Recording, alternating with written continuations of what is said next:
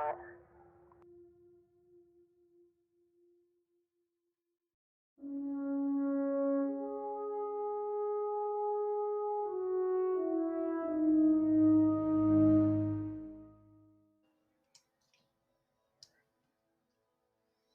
I don't think I got the horn. I did not get the horn. We didn't get our trumpet to announce our lovely presence, but we're here. We're live. Yes, yay, my pilots. We are going to go and introduce ourselves very shortly. But first, of course, we have our lovely sponsors, who we do have to thank, because without them, we wouldn't be able to give you this kind of freaking production. And I mean, production's excellent. I'm just going to say preliminary round of thank you to the tech who's running things behind the scenes, the mystery, the person behind the mask. Or is there a person behind the mask? Or is it just a mask? Who knows? We'll never find out. But yes, sponsors of ours. We have Modifius, who are a recurring sponsor of ours. They've been around for a couple of things, sponsoring us for all kinds of things. In this case, Modifius are sponsoring us for Fallout. I'm going to say Fallout with a question mark real quick, because I realize I just misplaced that document. Oh boy, where is that? Here I go. See, we're professionals. We are professionals, yes. We do also have Evil Hat Productions, the people who are behind the Fate core system, which we're using. They're the ones sponsoring Tachyon Squadron. So, Evil Hat, I mean, you know, who doesn't want an evil hat? I have one. I'm not showing it to you. That's another donation level. There's also Tin Star Games. Oh, I mean, hang on.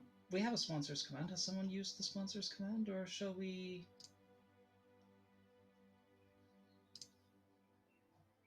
Someone in the yes. Thank you, Loud Atlas, for that sponsors command. Tin Star Games.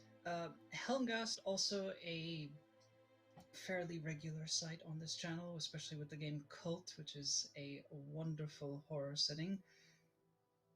And also Adam Lawson. And we also have the sponsorship of Grinding Coffee, which is a Black LGBTQI owned coffee brewing company. So if you just want to get some caffeine in yourselves, do look up Grinding Coffee. I have been told they make excellent coffee. Unfortunately, I'm in Norway, which according to Shipping of the World does not exist. So, yeah, let's go and do a quick round of introductions, and then we can hop on into the actual game. Do clockwise or counterclockwise? Nobody wants to hear a helicopter noise outside my window. Someone's already lifting off. Shh, don't say that. That's just because you haven't had a fight in like 5 minutes. You know what? Let's start with you then, since you're so eager to go. Zane, tell us who you are and who you're playing. Yes, hello, I'm Zane. I am from the Sword and Quill channel, and I am playing Shirin Madani, call sign Teal. And I want war. I mean, no. Preventing. Yes. Right below you, Petra. Hey everyone, I'm Petra, and I'm back and again playing today Haley, Predator. Rutherford, once the poster child of the High Republic military, until she got kicked out of the very same after she kind of ignored direct commands from her or orders from her commanding officer, and then allegedly botched the mission, caused a lot of casualties. She thinks she's innocent. Either way, she had to leave, so she was happy to take the next freighter to go to the Tachyon System. So now she's in the Tachyon Squadron, new home, new family, everything is good. Did somebody say something about war? I don't think so. Maybe. We'll see. Well, next up on the go around, Void. Hi everyone, I'm Void. You can find me at VoidCat Gaming, and today I'm playing Parker. I was just super excited to be here, you guys. I actually came here so I could fly with like my idol. And also I've been like always super interested in what's going on in like the triangle of space. So life is great. Did somebody say war? I didn't hear that. No. It's like this weird echo that keeps happening. I don't know what's going on. Yeah, that's so weird. Kevin, you hearing this? I'm just here to do some barrel rolls. Yeah. Hey everybody, I'm Kevin. You can also find me everywhere as the Lawful Geek, and I'm playing Phil Banks, aka Boomjockey, the former stunt pilot turned Draconis volunteer, and pretty much in line with the first part of my name, Boom. I got the first big boom of the game, downing an enemy pilot last session. I'm sure there will be no because I'm sure I didn't just start war. Did not know. Legally speaking, you were just defending your territory, but we'll get into that in just a moment when we do the recap.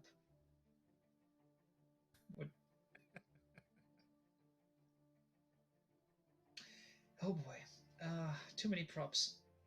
And yeah, as for myself, hi, I'm Diane. I am going to be your GM for today, doing every NPC and narrating anything that needs narrating. And all our pronouns, as you can see, are below our icons, so when in doubt, look.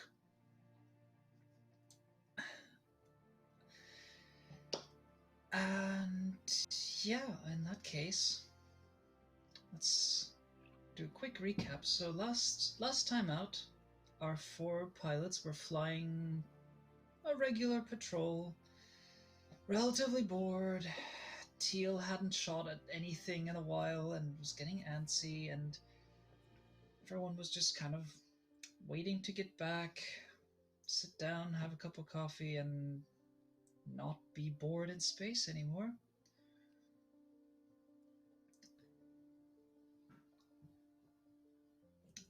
And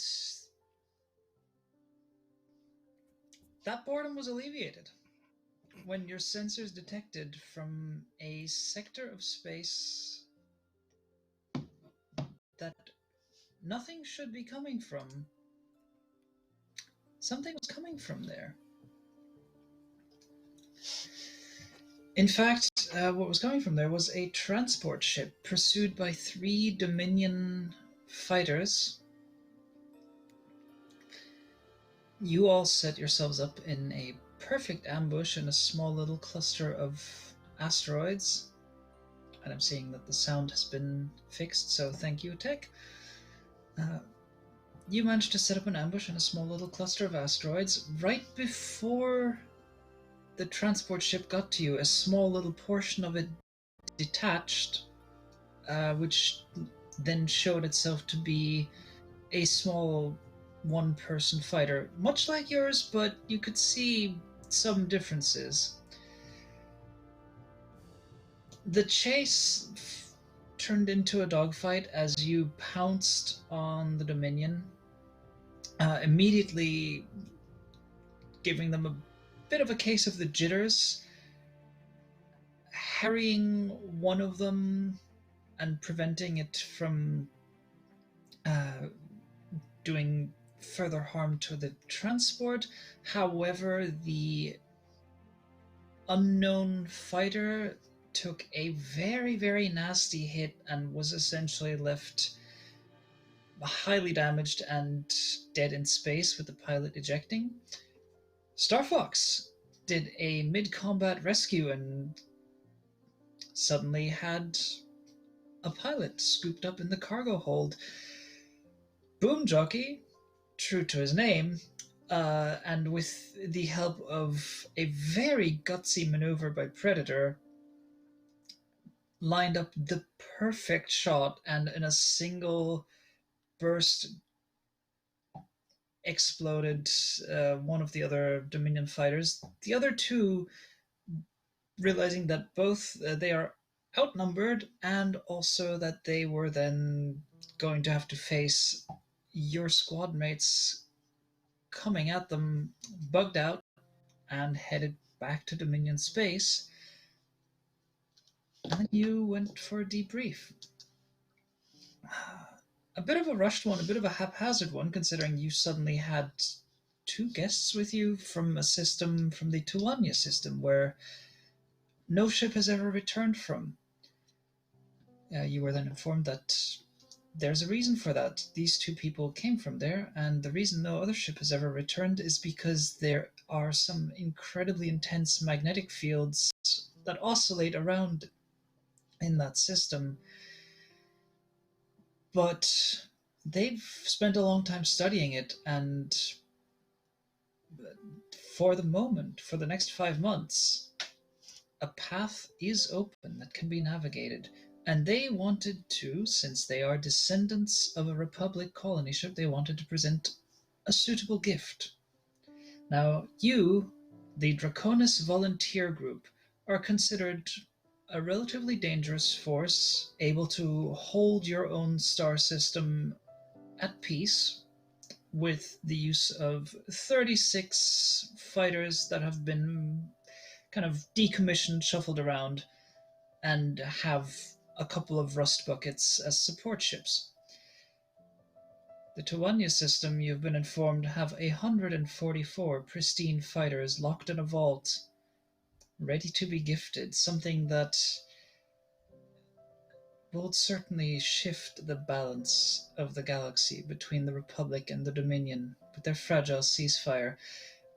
And then one last complication reared its ugly head when the pilot admitted that prior to verifying identities, they had thought the Dominion pilots were in fact Republic, and that those pilots are now on their way back with almost the same information you have, meaning that you have days at best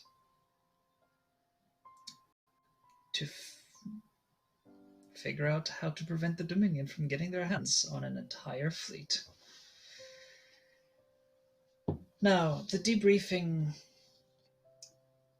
where we pick up, the debriefing has been finished. More or less, which is to say that the newcomer pilots have been escorted to the next room over to just sit and wait. A pilot's favorite activity, of course.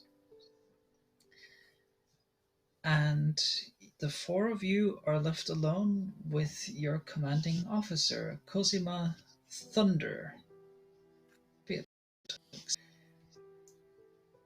who's at the moment staring at a wall. Her attention clearly fixated on something else, just looks away and then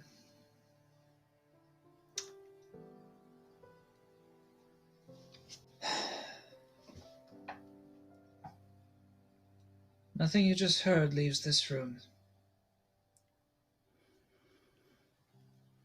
Of course not. Already forgot half of it. I mean, not to state Teal. the obvious, but this is big. That part I didn't forget. Oh, no shit, it's big.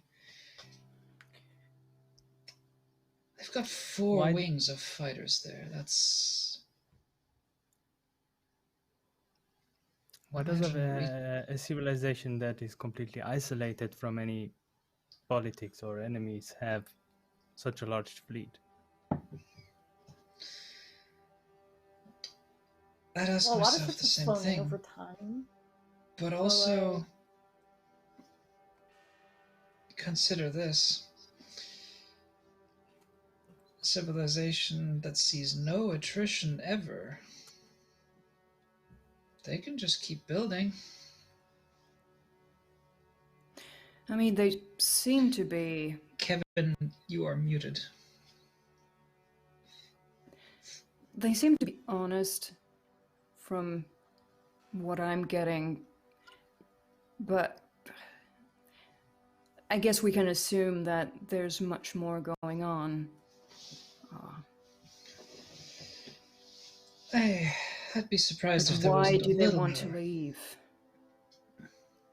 Why do they I want think to leave if I they think had a good said, didn't time? they? I mean, they're like stuck there. I don't want to Well, leave. I can understand why they want to leave. If you're like stuck in this From magnetic field, what I got when we asked them, some of them just want to, return to the motherland, so to speak. Yeah, but also I'm sure living there in general is super dangerous. Not everyone can fly like us, you know. That's true, and they're basically stuck there, have been stuck there for decades. With only, what did they say, I'm just 5 wondering. months to come in and out? what's the difference between just wanting to get out and wanting to rejoin civilization and donating an entire fleet? It's like My a bit thoughts over the exactly. top, but I don't what politicians. No, I absolutely agree with you. Really? Of course. Oh, Just saying it. that Doesn't happens. happen that often. I think whatever they wanted to do with that wing right now has suddenly become a little irrelevant. Because if I'm getting it correctly, the Dominion is going to be looking for it now. And if they get their hands on it, we can kiss this neutral zone and the whole, armistice goodbye. Do we know that they know about the fleet or just about the two escaped or the escaped vessels? As far as I pretty sure they understood it, told they. them. Yeah, I think they blabbed a bit too much before realizing. Yeah, you know how they Yeah, were they say really about that. coy about talking to us? Apparently, they didn't feel as protective of their information when they spoke to the Dominion fighters. Yeah, I that's mean, either probably way- why they were. Yeah. And it might be like me, like talk first, think later, and then second time, not talk as much. Yeah, exactly. And Haley would look at Cosima and go, either way, this is not exactly a decision we are authorized to make. Right? We don't have Well, we found them. time to run this up the channels. It'll be 2 days before my message even reaches High Command, and another 2 days before it bounces back. By then, Dominions. Now, the advantage we have is we have that time before those goblins make their way back. We have a head start. True. And I want to make use of it. I will send a message to command. But I want the 4 of you to go. I want the 4 of you to go and see if this is real. And if it is, I want you to make sure they're on our side. Wait a minute. I'm all for risking my life, for something kind of worthwhile and everything, or just Yes. risking my life in general. But There's more. 140 wings who may or may not recognize us as friends, and we're going in alone. With just the 4 of us? No, you'd be taking one of them with you. Oh, that makes me feel so much better. I don't have time to it's argue with you, Boomjockey. Am I the only one who thinks this sounds more like a suicide mission than our usual suicide missions? I don't know if it's weird, but like I'm actually really excited to figure out if we can navigate. So I mean, it I'm is fairly sure you information. and I can navigate it. That's not a problem. yeah, right? It is information see we that. have together, but perhaps there's a chance to have another group follows at a distance, just close enough so we can relay information should things go south. Yeah, or they can tell us if we have a force incoming.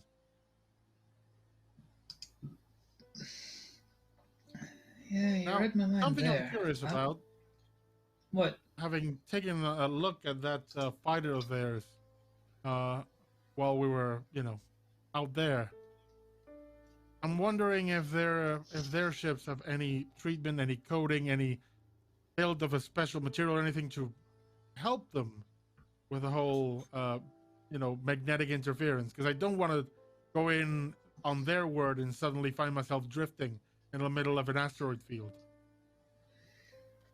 Yeah, I Well, second that. We should definitely get a look at the mechanics on their planes. I could do it myself. we're towing in what's left of that fighter, but I'll tell you this: there's not much left. It got hit real good, so you're gonna want to sit down with whoever flew that thing and see what you can learn.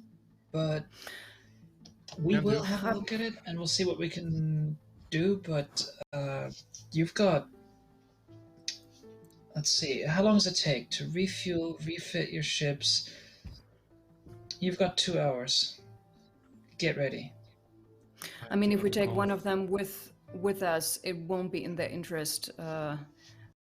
Ships not being able to get anywhere near those magnetic fields. So So, either way, but I agree we should get as much intel on their tech as possible before we get going.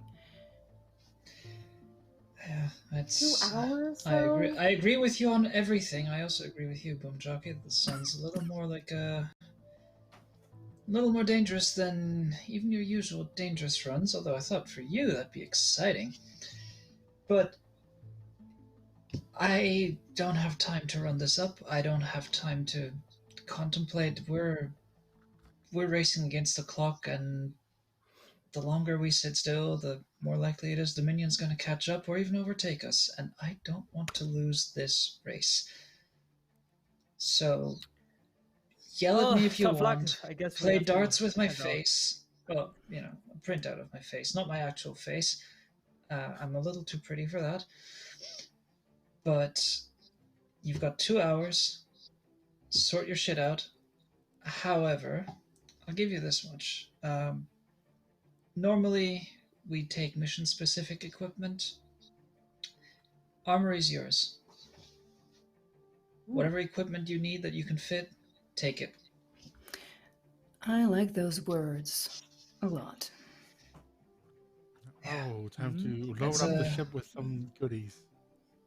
It's a one-off, so make good use of it. If you want to go chat with the two of them and figure out which one you want to with, I mean, next room over, but I'm gonna drop plans and I'm gonna have to have another squad follow you as soon as everyone else is back and we can figure out this position of forces. I suggest we take the guy with the cat. You're not putting a cat in a fighter, what the hell? No, I'm Come just on. saying he seemed to Cat have was already the in the most fighter. information.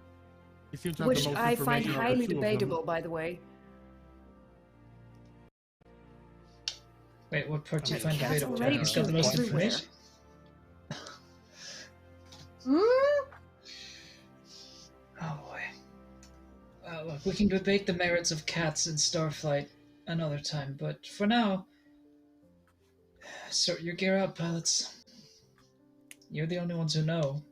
That makes you the 4 who go. Yes, sir. Right. I think Haley would stay behind for a second, just to catch Cosima alone. Yeah, Phil needs to go make a call. Okay. Shower. Teal, what are you up to? Armory. Alright, you're running straight for the gear. So, Get me something shiny. Of course. dropping the narration for a second, the armory is your boon from last time. You can each take, because your ships have, as far as I remember, you have space for one piece of your modular equipment. So you may each take your pick of one modular equipment. Wait, so I paid with one refresh for nothing because I already have modular equipment. Yeah, but this one you actually have to pick from the list in the No, it's handbook. fair. Yeah, no, but you can that's alright. keep the You one have you have. two That's now. something that's custom. That's something that's custom to your ship. If you've already got a custom piece on your ship, that's just part of your ship. This is just an extra that you can take. So you can each take one piece Cool. of the modular equipment, slap it on your ship, and if it doesn't fit, and this is why it's a boon. If it doesn't fit, the text will just duct tape it on somehow. Make it work. That's my style. All right, so we'll do Hale first, and then we'll jump over to Boomjockey.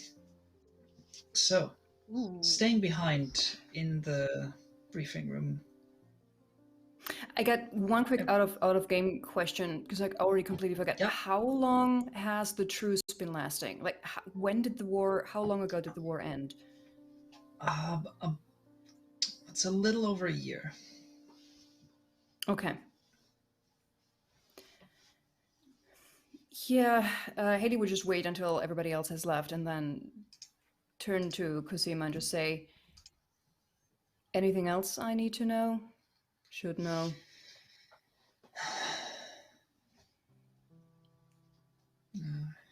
You know what it's like to get on missions that, for lack of a better word, suck. Yeah, I do. You've got to. She kind of looks at you and realizing, like, considering she's still younger than you, realizes the absurdity of what she's about to say, and then just sighs and goes, "You've got two kids with you, keep them online. I know I can more or less count on you and Boomjockey, but I worry Teal's gonna go off half cocked or something. I worry Starfox is gonna. They're young, but I think you misunderstand one thing. They're not kids anymore. Once you get into the cockpit, I mean, you should know it yourself. They've been around for the war. They didn't fly maybe back then, but I just need a little push in the right direction. Either way, I'll be there to watch over them. Yeah, you do your best, yeah. And I know there's times when you're not a fan of having to report to me. I thought we had a pretty good rapport going on here. Yeah, I like to think so, but I imagine it's not the easiest to salute someone a couple of years your junior. So, I understand if there's... That's never been an issue. Just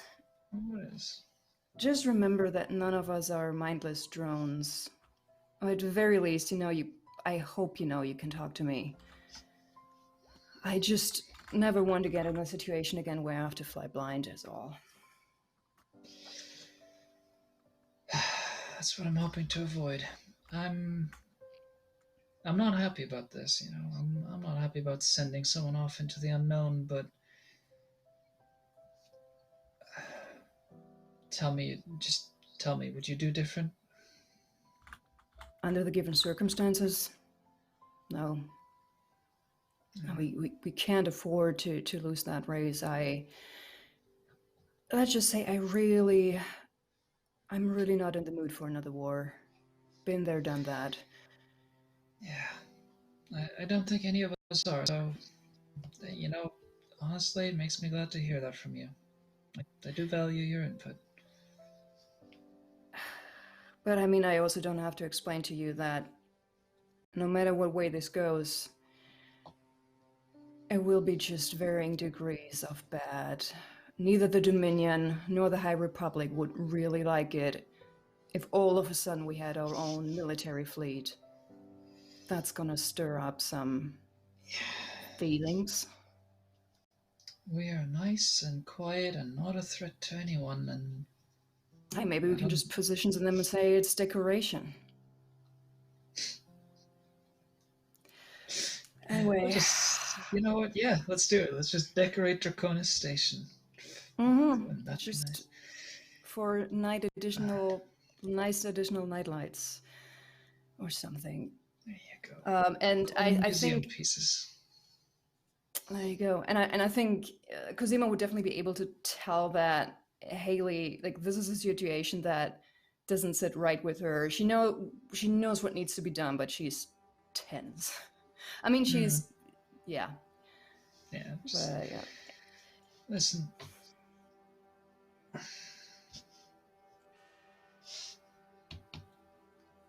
Like you said, whatever way this goes, there's gonna be repercussions. I want you to know I'm making this choice, and I'll stand by that choice, by myself. All right? Yeah. It's good to hear that, and I'm with you. And I guess I should really look after the others and see if there's anything left in the armory at this point. And make sure they don't put the cat on board. Again, not a fan. If you want to get something from the armory, you better run fast before Teal takes all of it. I found something.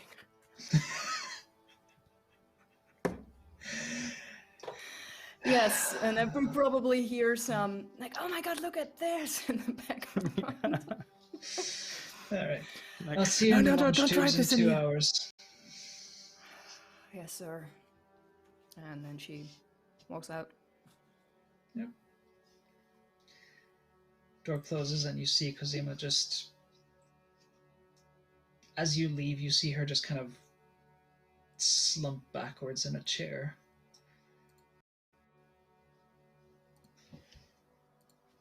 And now we cut the camera over to Phil, Boomjockey, who has a call to make. Yeah, he does. So I go back to the basically like my bunk for a little bit of privacy. I make a call homebound to my ex, who has the kids.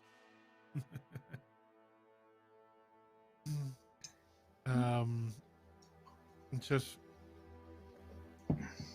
make the call that I don't want to make, but have to at this point, because this is a bit different than the usual fare of danger that I put myself through.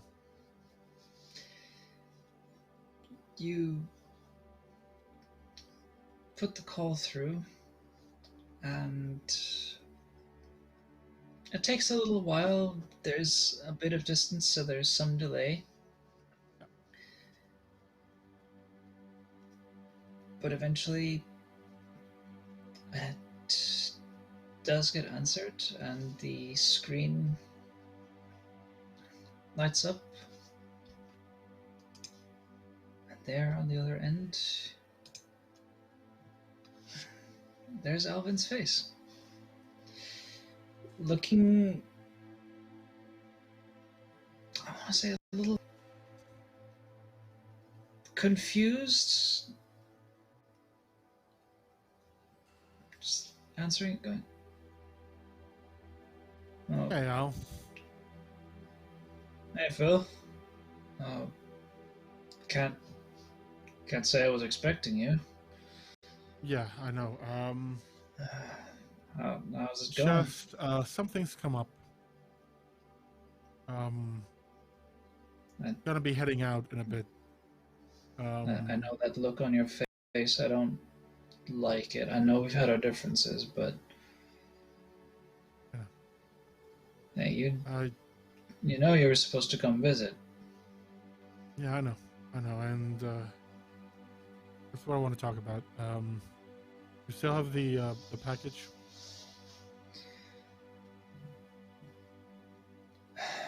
God, I wish I didn't, but I do. Well, I wish I didn't have to have it, but I have it. Yeah. So this is a different one. I don't know if you know about this place, but I'm heading to the Space Bermuda Triangle. Laughs for a moment, and then looks at you and goes, "Oh, jeez. Are those fuckers are actually sending you to the Tuwanye system?" Yeah. You used to brag about how one day you'd blast through it before you got caught. I don't want to go, but this thing, it's bigger than me, and I'm gonna have to. I mean, But there's a are you big going in chance with a that plan, or no? no? A half guess as much as I have. So I'm gonna do my damnedest to come back. But if I don't, you know what to do.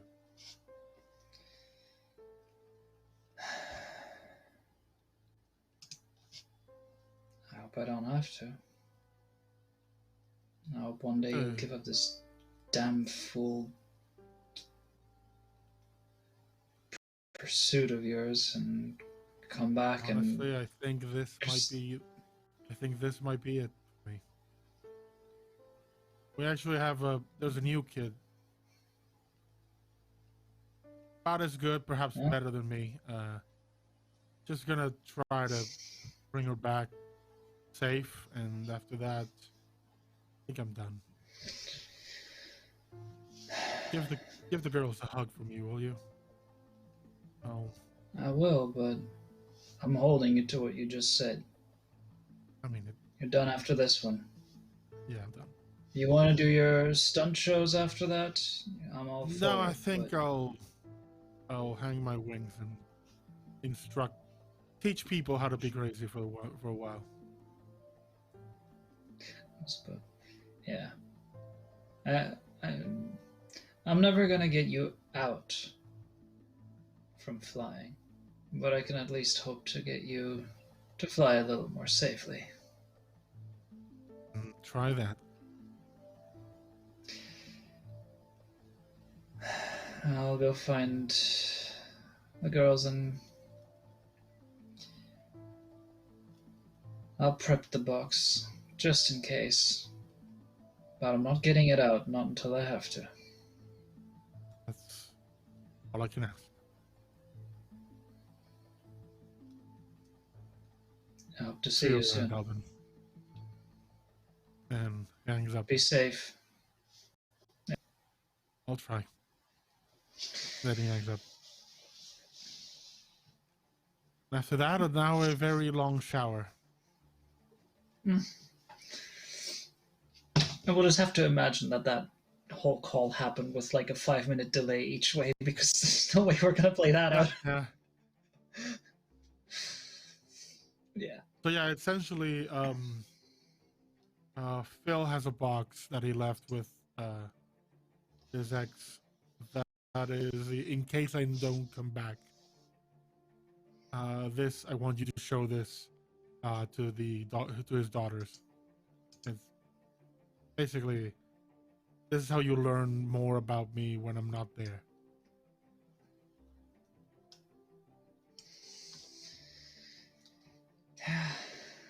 That's not a box Alvin wants to open, ever. As much as he hates what you do for a living.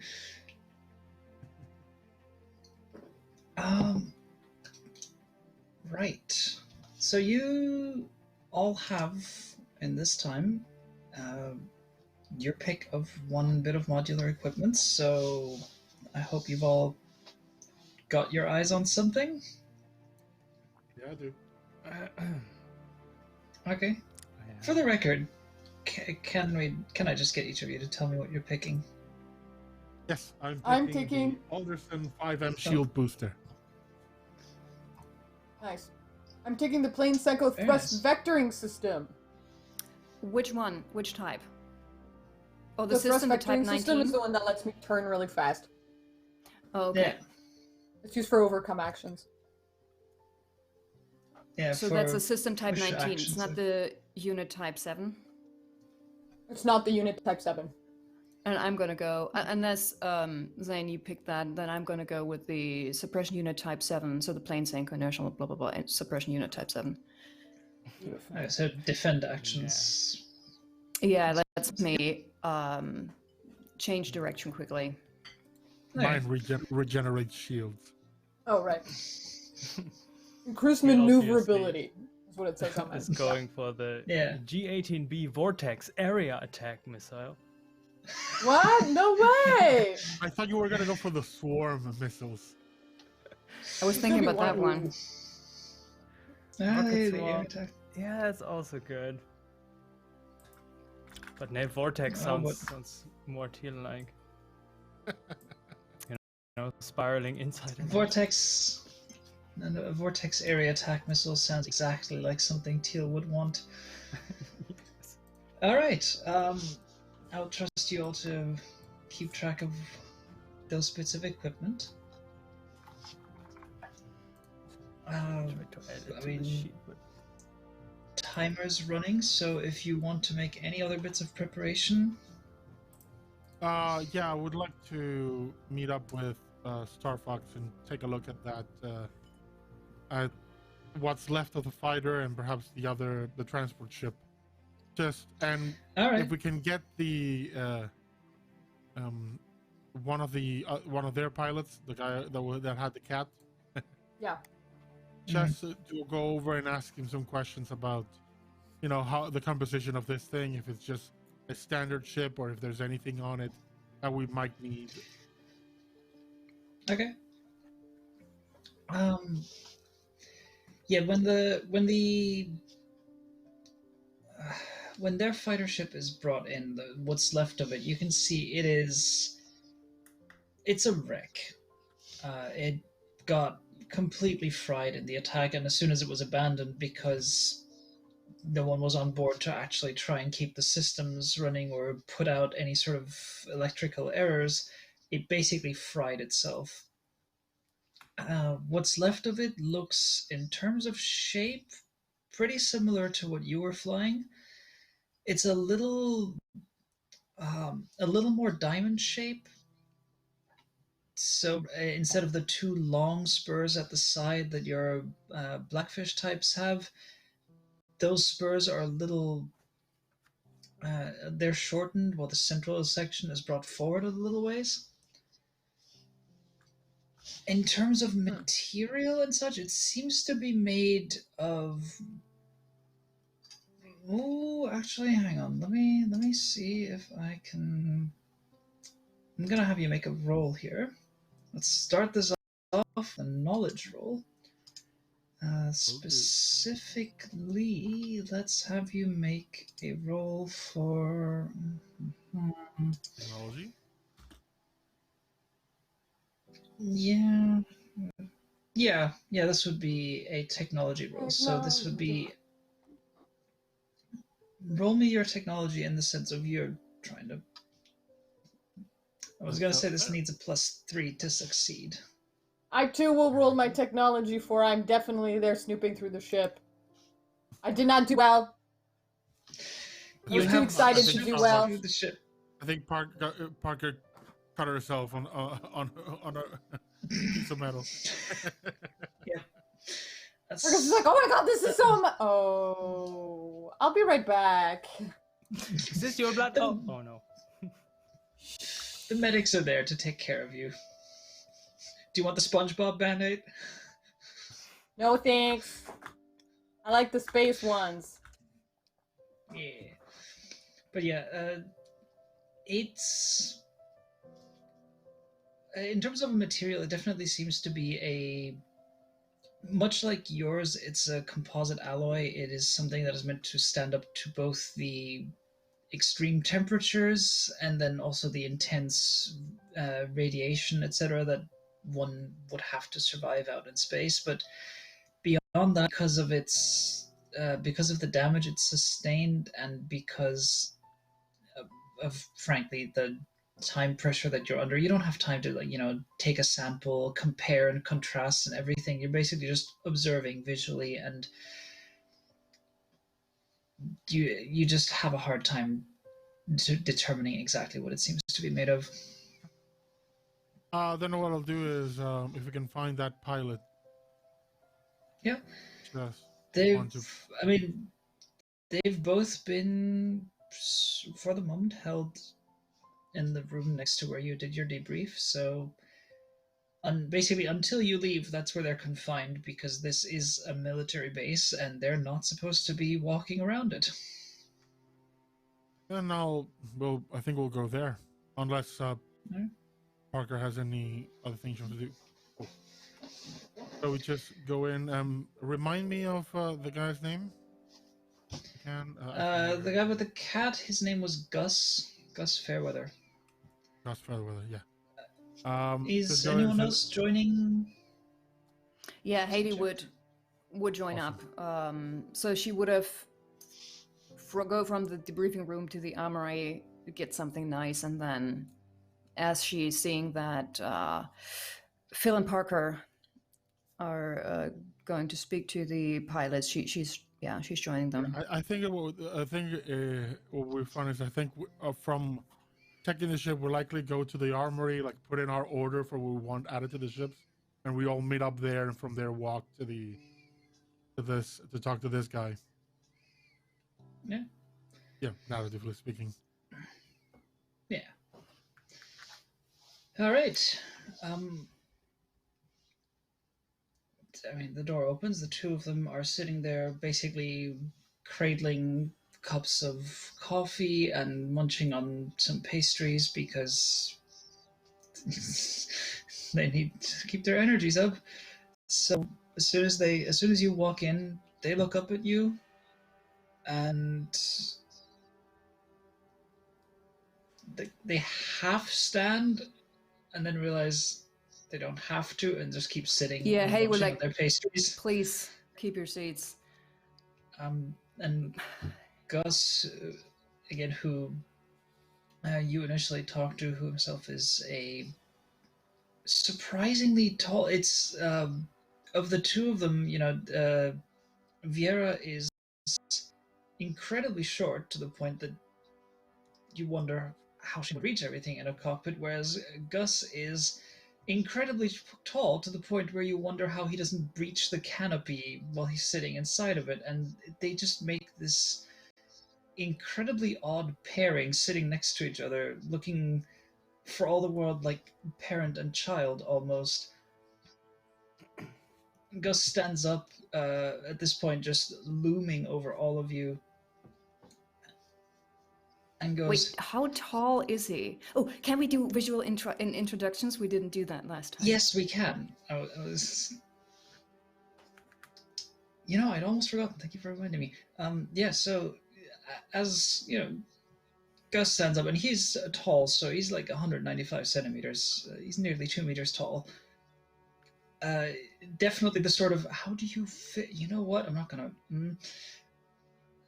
As he stands up, do please, let's just have you describe what your characters actually look like. Because yes, we didn't do that last time. We didn't really get a proper chance to. I'm gonna do this in reverse order of when we did introductions. So let's just go clockwise. What does Boomjockey look like? Boomjockey is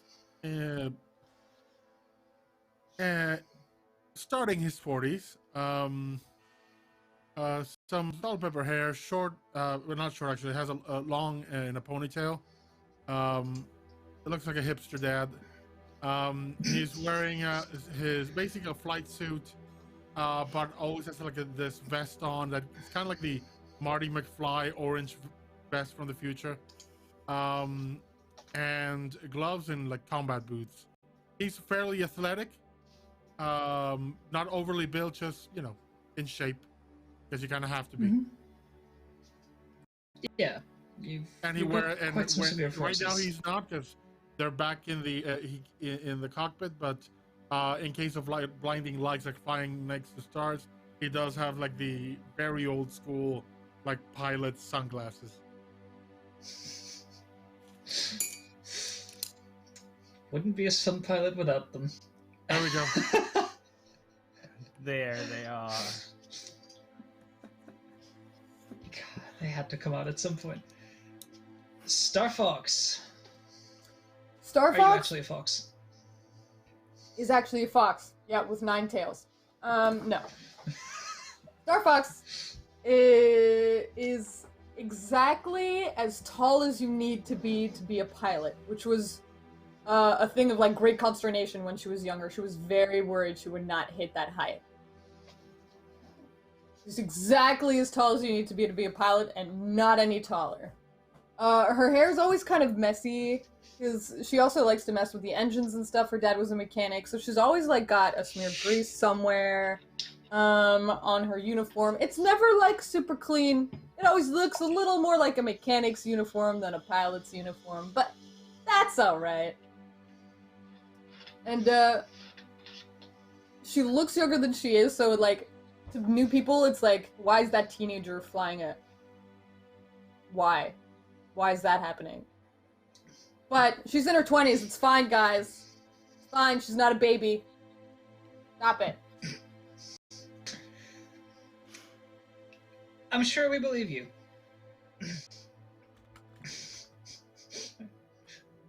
I definitely like the comment of whether the hair is to make up that extra inch of height. I am tall enough to be a pilot. Gigantic platform shoes. Don't look at my boots. Boots shaped to look like feet. Anyway, Predator, what do you look like? Like a raptor? No. Haley is about 6 feet tall, and she has kind of wavy, long brown hair. But when she's on a mission, usually has it firmly pulled out of her face and braided. And sort of, she has her flight suit half zipped down and sort of to get a little bit of air. And so you can see that both of her arms are just full with tattoos. And she generally looks very fit. And I'm missing something. I'm forgetting something. No, I don't. I actually don't. I think that's it. Tall. There you go. Broad shoulders. Lots of tattoos. There you go. Is there any one super prominent tattoo, or are they just all kinds? Well, yeah, it's an arrangement of sorts. I mean, she definitely has some that are military based, and I think she will have her signature paint job somewhere. You know, the 3 sort of claw marks that look like claw marks ripping through metal. That she probably has those tattooed as well somewhere. Oh yeah. Teal. Yeah, Teal is average size, dark skin, shaved sides, short mohawk. Usually wears like black tank tops and a vest over it. Never leaves the hangar without her fingerless gloves, of course, and cargo pants and boots. Pretty straightforward most of the time. Nice. And as this motley association of pilots steps into the room, the other 2 stand up, and you see Viera actually immediately make eye contact with Parker, and just there's this mutual sort of, yeah, I get you. It's like, I know what it's like to never reach the top shelf.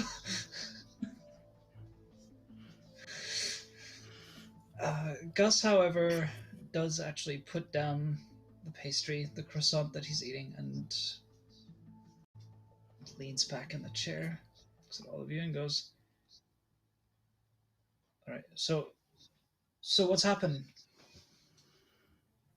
You want to take this, Predator, or right. Sure. And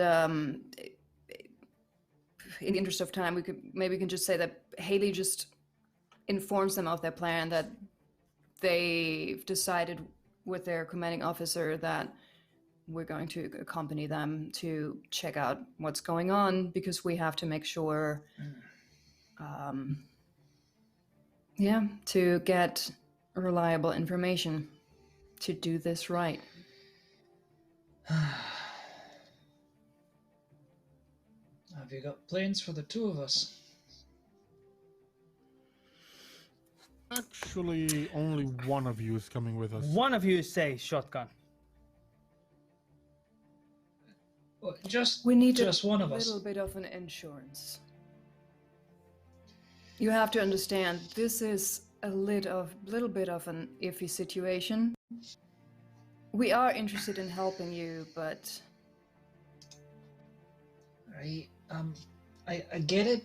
I'm not gonna be happy about it, but I don't think anyone is happy at the very moment, at this very moment. well, no, I got shot down. Yeah, Nearly it shot happens. down. It was Vera who actually got shot into space. Thanks again for that pickup, by the way. Just wasn't looking forward to freezing. It's very, very, very fucking cold Understandable. in space.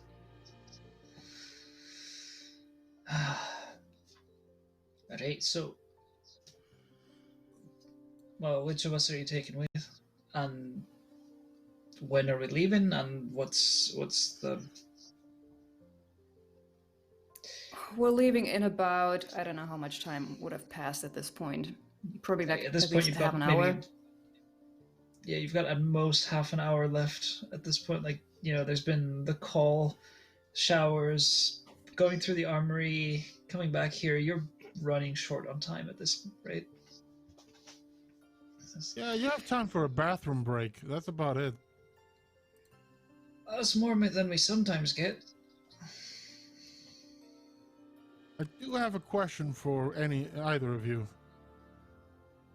Right? Will our ships be okay flying through that hell zone of yours, or is there something special about your ships? I mean, as long as you're following the path that we lay in, you'll be alright. Just, you know, don't stray too far.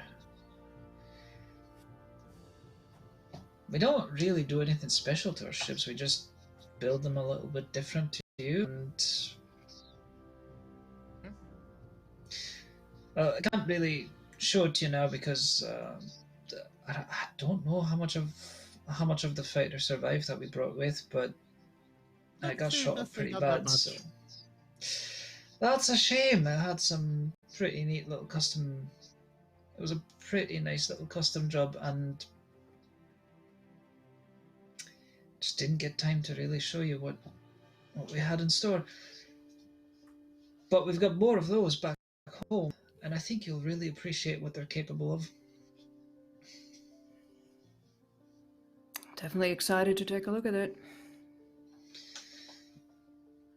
Also, thank you, Kitchen Bratland, for those gift subs, which means there's another plot point that I get to introduce.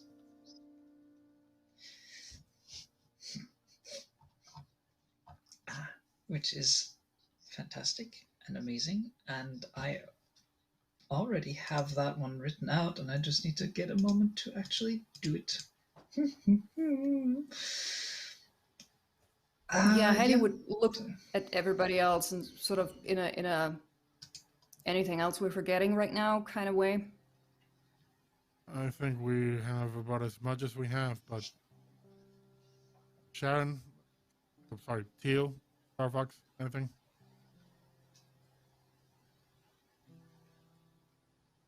I'm just I excited think to it's get time out to there. get ready. Ready whenever. At Parker's comment, Haiti would look at her, and then just ask, "Can we all just go outside for a second?" Will do. Before you go, and Vera just kind of goes forward, and as Gus gets up, and they look at each other, and he just nods. She shrugs and goes, "I'll be flying with you. You're going to want a combat pilot, and I'm the better combat pilot. I know you just saw me get shot down, but that was bad luck, and I'm sure it's happened to everyone here." As I said, it happens.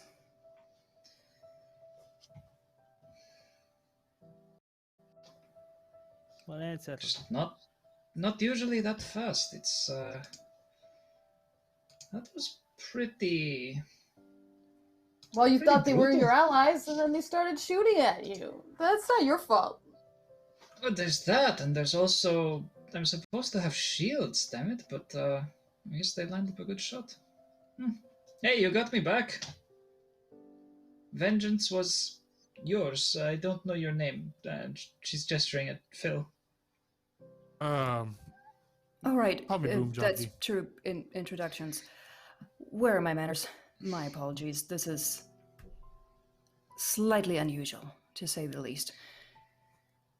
I tell you what, we'll get to our ships, and then all we have to worry about is call signs, because I'm terrible with names.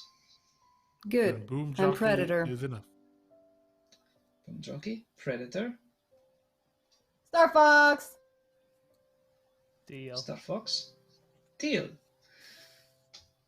Easy, simple, one word for each of you. I like it. Now, Well, some of them where are 2 words. if you put 2 words together, they become 1 word. It's called a compound word. Okay. What, you In didn't fact, study the nation of literature? Germany invented I did this. not, no. Hey, we're pilots. Thought pilots were supposed to be all-rounders. All right. I went to where's military the academy. Where's the nearest shower? I am going to avail myself of that, and then... am I allowed to avail myself of that? Well, They kind Oh, of told me... Out of character, what would be the correct protocol? Should we send like an MP like with her, somebody to just keep an eye on her? Yeah, Because like, I know she's not basically allowed to just. You'd think send that's up to someone to keep Thunder. watch on the door, and that's it. Yeah. So Haiti would sort of look out and sort of wave over to someone and just ask them to ask them to accompany Yeah. our guest. One of the MPs who's standing guard already will basically just walk over, and it's just like down the hall to the left. The showers are close by the debriefing room, since whenever you finish a mission, you're going to want to wash that stink off anyway. So you can trust that she'll be ready in time. After we're done here, I think I'll go back to the other room and. Well, Haley would go want to have talk just a to quick Cosima word with for all a of you. moment. No, of course, Very quick. after that. Mm-hmm. So, Boomjockey, are you going to something No, first? after our group discussion, I'll head there. All right. I'll mention it when we're talking. Okay. Yeah, Haiti does not make Gus leave. Like, he can stay with the pastries and the cat, presuming if that's still there, and just sort of nod to the others, gesturing them to come with her. And once they're in a sort of secluded corner, just looking at everybody. And so, how we're feeling?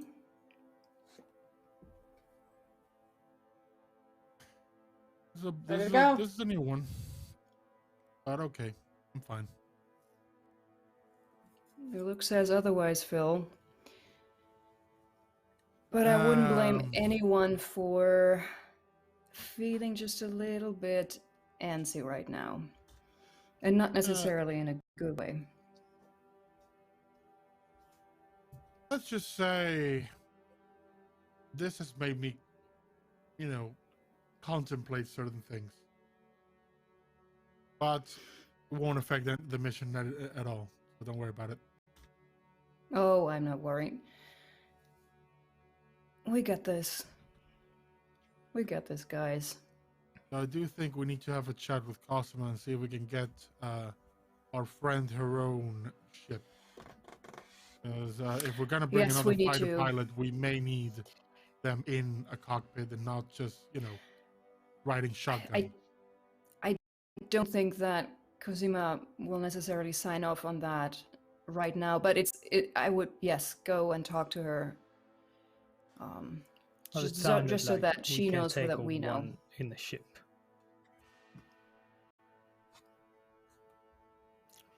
Yeah, Hilaro should go back in the rickety transport ship. Yeah, we should probably keep our spaces open in case one of us gets knocked out, though. No? Let's try not to have that happen. I'm just saying, it already happened. I don't want to have to tow you back. We don't talk about these from times. The Tuwanye System, Starfox. Okay. All right. No, it's not a bad idea, but yeah, just double check with Cosima. Yeah, I She's don't think got the last word word on this anyway. Spare, but worth a shot. Mm-hmm. All right, then. Got about 20 minutes. Get ready, everybody. Good hunting. Oh, well, not so much hunting right now. Let's wait with the hunting a little bit longer, but you know what I mean. I prefer the classic Godspeed. Yeah. Good. This has a nice ring to it. I like and that. It does say speed, which I like. Of course you do.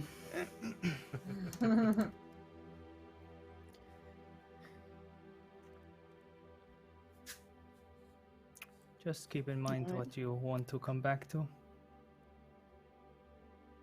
It makes it easier to fly out. Every day. Fine. And then Haley would head over to her quarters and I'm gonna tell you, or maybe Di, I'm just going to message you, like it's not super important, but she's going to pack something. I just wanted to put that down now that she's doing that. You muted. I didn't want to interrupt you. Who's going to go talk to Cosima? I will. All right. She's still sitting down in the debriefing room. She's, you can see her just kind of staring at a pair of screens. Yep. Looks up as you come in and goes, Phil? Yep. Ackerman just lean against the wall, arms crossed. Go, boss, want to run something by you. So we're taking the fighter pilot with us. I'm thinking they either fly that rickety old tin can of theirs at the transport ship, if it's not all shot to hell, or if we can give him one of our fighters. Because there seems to be a combat pilot, and I want to have a combat pilot in a cockpit, not riding shotgun. That's a fair point. I was considering it. I mean, that transport of theirs, I don't know if we can even get it off the ground at the moment, but I don't really have a fighter to spare. What I can do is, we could we could fuel up one of the trainers, but it's got no guns.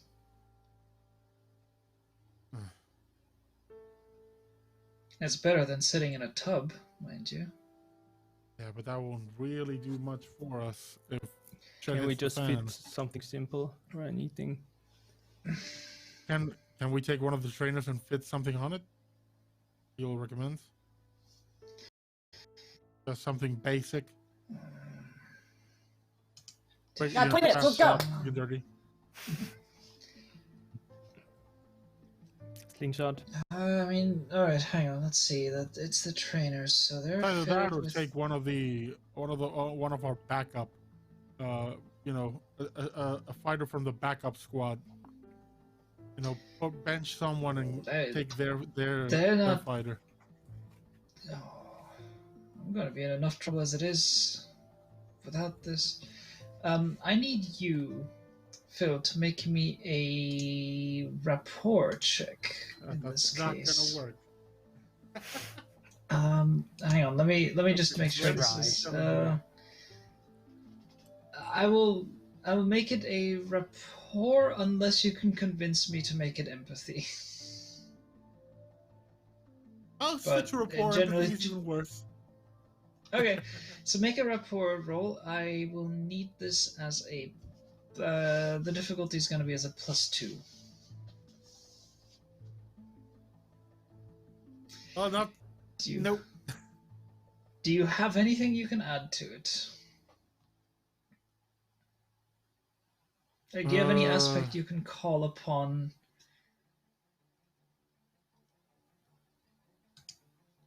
This one, not really. Okay. I mean, I do have my main aspect, which is my high concept, but just contemplative daredevil.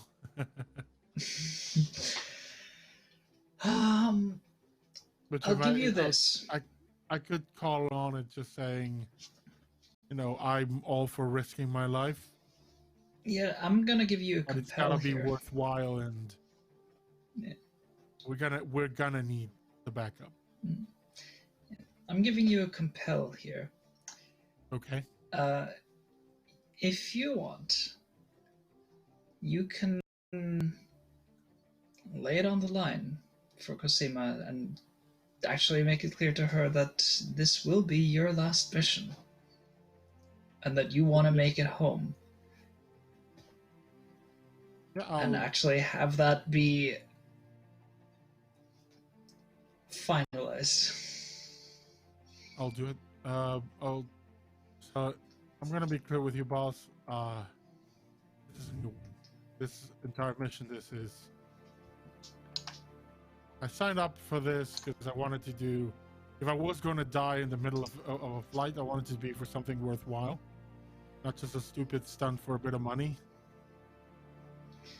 But this has gone way over my head now. So when this is done, I'm done. I'm hanging my wings after this one.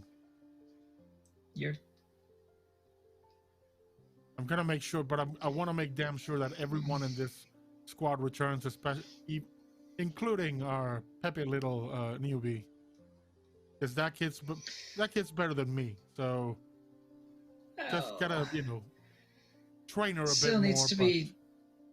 Yeah,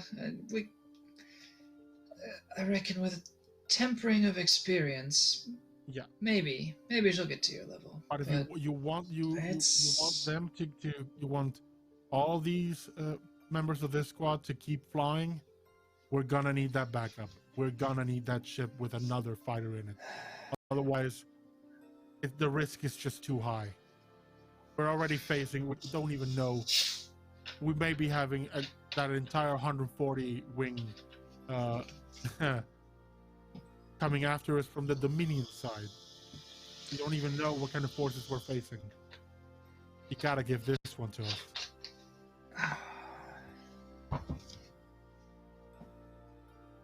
You got it, Boomjockey. One last ride, huh? Well, can't ask for a better one than a ride into heck.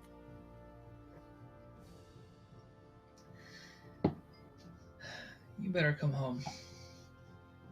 Trust me, I got a couple Because of. I want my ships back. I got a couple of kids that are waiting for me. Alright. I'll get it sorted. God, they're gonna give me hell, but I'll get it sorted. And she just sits down and very briefly taps a few things. You hear about like 30 seconds later someone running down the hall and looks up at you and goes, "Fly well." Fly safe. And I'll head out the door. Yeah. So you can take a fate point for that because you accepted that compel. Awesome. All right, and hang on, let me just see. Okay, yeah, I see what Haley's packing. Got it. I mean, it doesn't have to stay a secret. We would just see her go back into her little. Do they have, like, would she with her station? I don't know what rank she would be, but would she have her own little room, or is it bunk beds? Please don't tell me it's bunk beds. I mean, you're a volunteer group. There's only 30. There's only 36 planes, so you would each have your own room at least. It's not a great room. Think of it like a ship's cabin. You know, you've got your cabin. That's fine.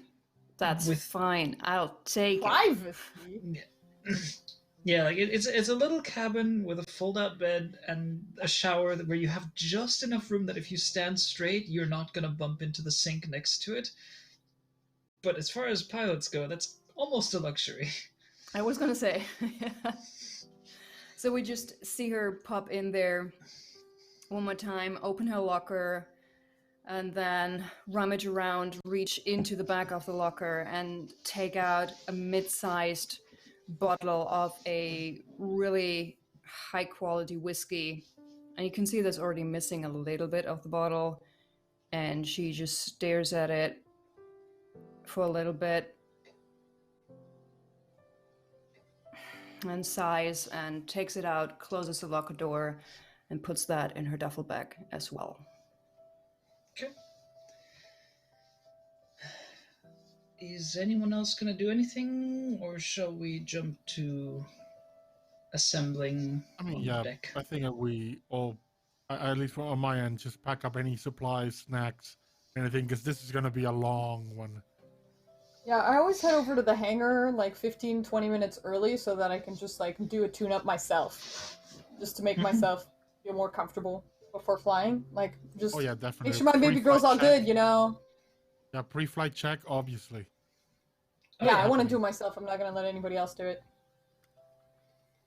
The mechanics are trying to do it by the time you arrive. Like, they know. I'm like, get out of the way! And they're like, oh, God, again? Sorry. God, every time. Be nice to the techies. They always got your ass. I know, but she's my baby. And she'll always be, hopefully. Well, until she's retired. Yeah. On my end, I let the techs do their thing, but I keep an eye out every time they're touching the engine on my thing, because that engine is my baby. Yeah. Teal, how about you? What's your ritual? Do we have like guns, like for ground or so? Yeah. Teal usually like takes it all apart and then cleans it really tightly before going to the pilot seat again. Yeah. I mean, you're combat pilot. Each of you has at the very least like a small sidearm, just in case you ever need to step out the cockpit and take care of business the old-fashioned way. Yeah. Haley would just... Oh, sorry. Just this little memento from before the pilot times and the slums times. It's like, this is my only reminder of that, and just takes care of that. All right. Yeah, Haley just spends the last couple of minutes, so already sitting in the cockpit, she trusts the techies, just listening to just a couple of her songs from her playlist to get herself hyped up, and it's blasting really loud. You just see her tapping, like her fingers, and just leaning back, eyes closed, and just blaring that music. Nice. I think once. I love these rituals. Yeah, I think once we're all in the cockpit, I'll let them know that I got our extra pilot a fighter. And as you're saying this, you can already see like one of the ships. Hang on, which? Where's the?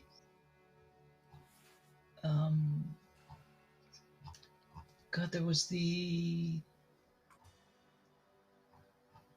What were the other? Was it? Yes, okay. It's one of the Graviton Squadron ships.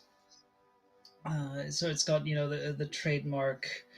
They've got like a trademark stylized, very very heavily stylized black hole on the tail of the ship, and you can tell. All right, someone's gonna be pissed about not flying this week, but meanwhile,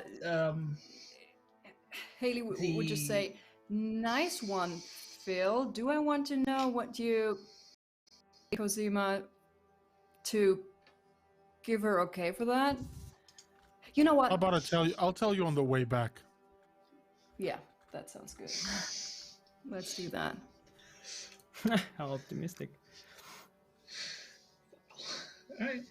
You see Viera coming out in one of like the same flight suit as yours, because the one she was wearing is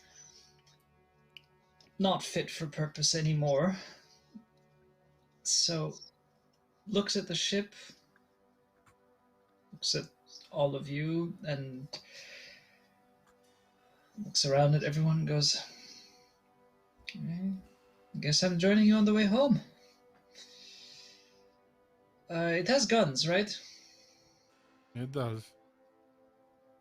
Good. I don't really feel safe without a pair of guns at my side. Understandable. So, Viera, do you have a call sign?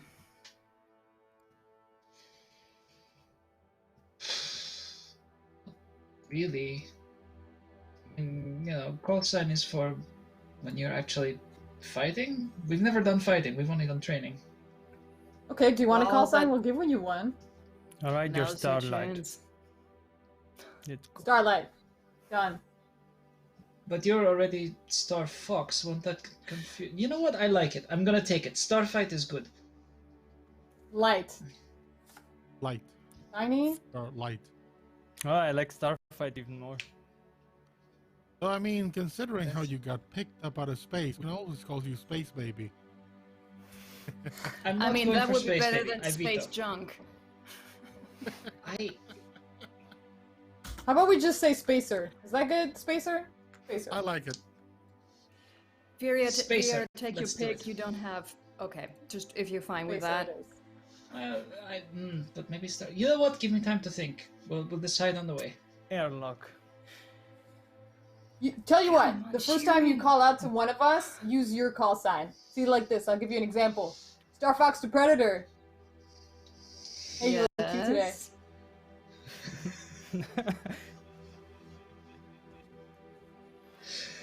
All right. I'll decide on the way. She just scrambles up the ladder, drops into the cockpit, and you just barely see the top of her head over the edge. Oh, precious. I feel you, girl. I feel you. The rest of you, as you climb into your cockpits as well, and get yourselves situated. Canopies closed down. Radio switched on, and quick radio check later, you all hear Cosima's voice again over the comms, just saying, "All right, gang. You know the drill.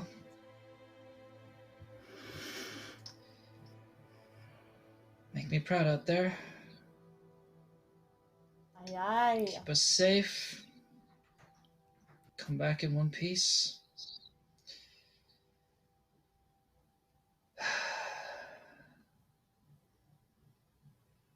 And frothing disease to your enemies. Yes, sir. Roger that. I think that's our cue, Tachyon Squad. Yes, it is. Let's rock. So, all of your starfighters get turned around, and one by one, the engines fire up, and you launch yourselves forwards, upwards, and away into space. And that, dear friends, is where we are going to take a 5-minute break. We've also just hit 20 retweets, so you get a boon again. At some point, I'm going to have to switch it around so you get a Bane first, so I get to actually do that to you. Bring it on. Oh, I will. It's But good, don't right? worry, I don't have to bring It's on okay. Banes. I've got something better. Anyway, we're going to Instant take death. that 5-minute break, so we'll make it 5 or 10. Let's make it 10 minutes. Let's actually make sure we have time to, do stuff. So, Awesome. chat as well. Hydrate, stretch, get yourselves a snack, cuddle your pet if you've got one, hug a stuffed toy if you've got that. I don't know what y'all do to de-stress, but yeah, we'll see you in 10 minutes. Ta-ta!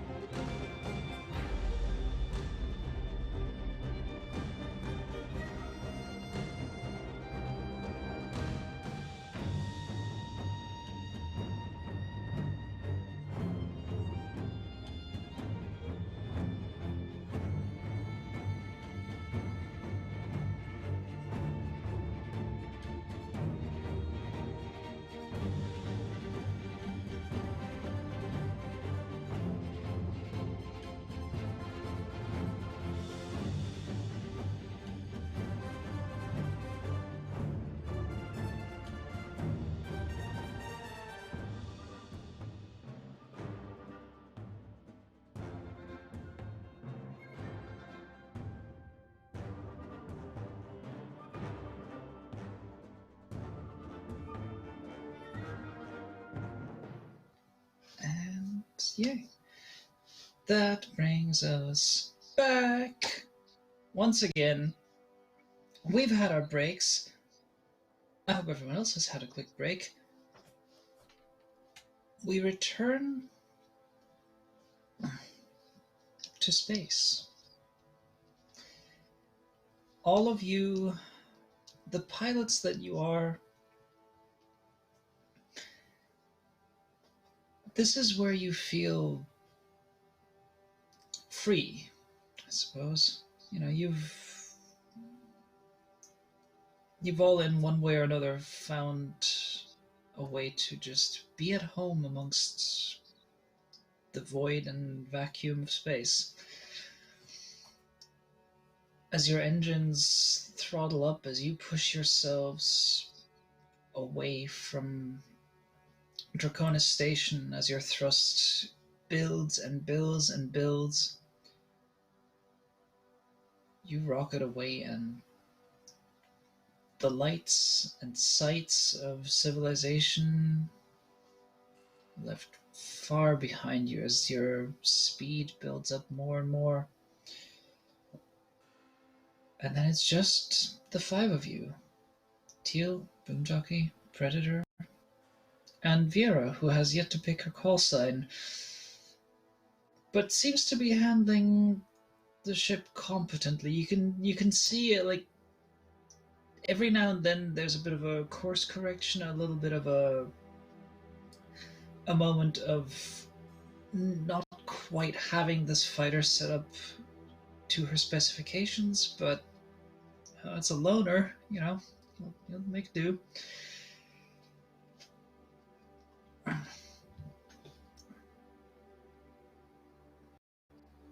She does take the lead, and it's at this point that all of you realize that at no point did they actually share any navigational data.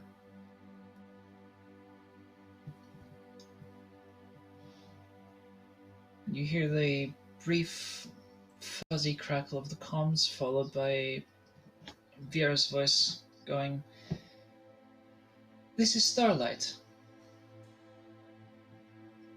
How are we doing?" Just peachy. Any chance we might give us a glimpse at where it is we actually headed? Oh, you'll see pretty soon. But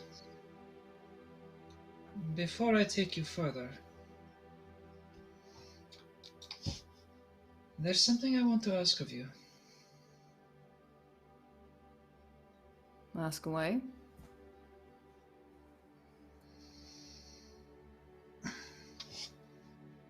You all looked shocked, surprised when we told you what our planet is bringing to the Republic.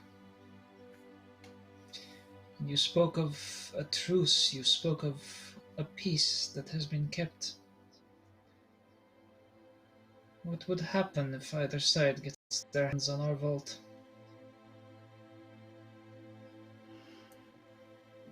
I think you know what will happen. The Draconis system goes from being middle of nowhere to being a place to fight over, probably. Let's just put it like that. If it is true what you told us, and I have right now no reason to believe otherwise, it's a big fat cake, and everybody will want to have that cake. And no matter where that cake ends up going, it's gonna get messy. He's right. If it goes to the Republic, they basically get closer to being the biggest power. If it goes to Dominion, ditto. If it ends up in Draconis, the power of the balance of power shifts, and the neutral zone becomes very powerful overnight, and that can also be a problem.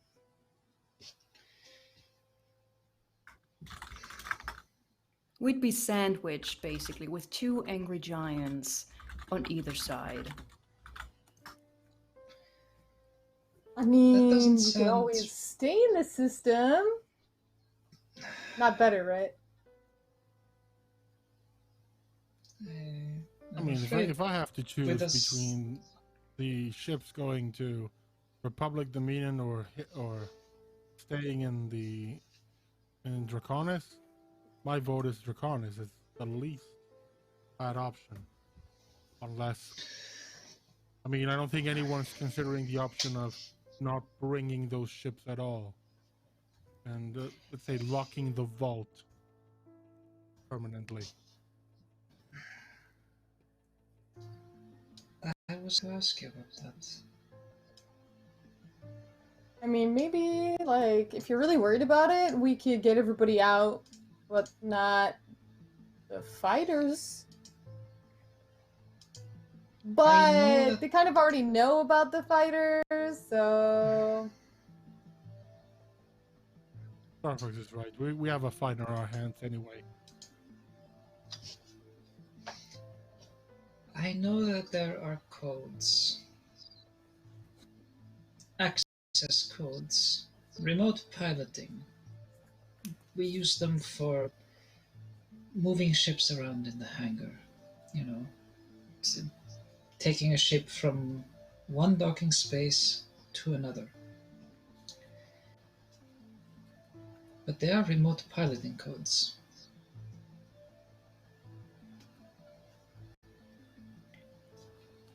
They are remote piloting codes that you could use to send those ships to oblivion. And then nobody would have to fight over this cake. That's a great idea. Can we say when to look at it, though? Because that sounds super cool. I mean, it's good to know that we have that option. But at the same time, if we want to get the rest of you out there safely, we will probably need some of your fleet. If it's just going to be the 5 of us sitting between all your civies and the Dominion power. But if there's nothing to fight over, then everyone can fuck off and leave us be. Or we place the fleet in the middle of the neutral zone and share the codes with everyone. Everyone wants to pilot them remotely. Nobody can. The neutral That zone is actually is a fun idea. I wonder how that would work. No. That sounds like chaos. Yeah? I'm trying to work this out, and in my head, all I'm seeing is just madness. It's not going. Oh boy. I just want to say, I don't want my home to become a battleground. And I'm sure none of you want the same for yours. And here's my question. Why is there a military fleet to begin with? Because we thought there was going to be a war. We thought, we would get out and we would have to fight for our survival from the start. And we thought, all right, we're going to have to be ready for this. Okay, that makes sense. When, if you are going to open your door and expect a monster, you're going to have a sword or a gun or whatever it is you fight with. About planes mostly. Could I perhaps roll empathy or something just to see if she's holding anything bad? That is, you could use empathy or rapport. That is going to be at you'll have to roll +2. Oh, let me double check. I think they're both the same. I actually have a question for her, but I'll wait for Predator.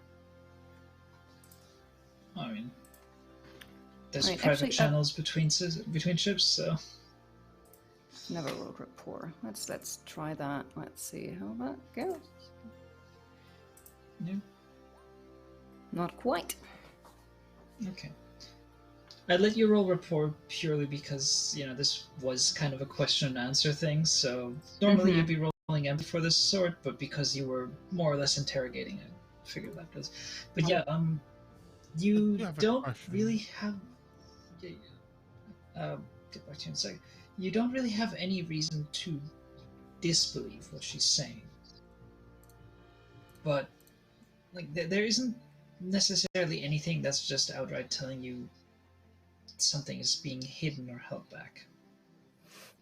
Yeah, that's enough for me right now. I'm not gonna push it. All right. I do have a question. If you were saying you were worried about a war on the way out, monster at the door, why did you just come with one transport ship and a hidden fighter? Why not bring the entire wing with you?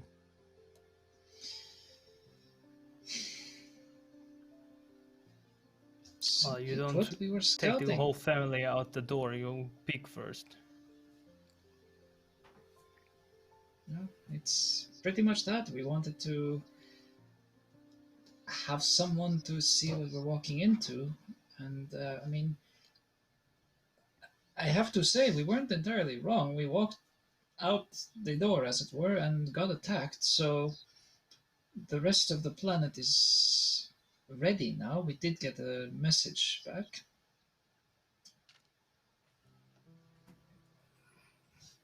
But I think we were expecting more of a grander scale of things instead of a small patrol and another small patrol. We were expecting, fleets and carriers and...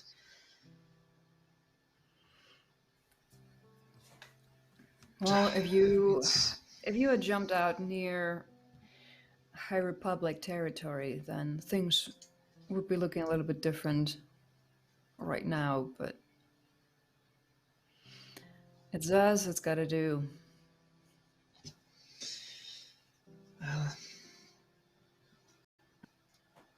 I've seen you in action. I think you're gonna do fine. I hope. Now, that's the plan. If you can, what button do I press to send navigational info to you? The layout is a little bit new to me.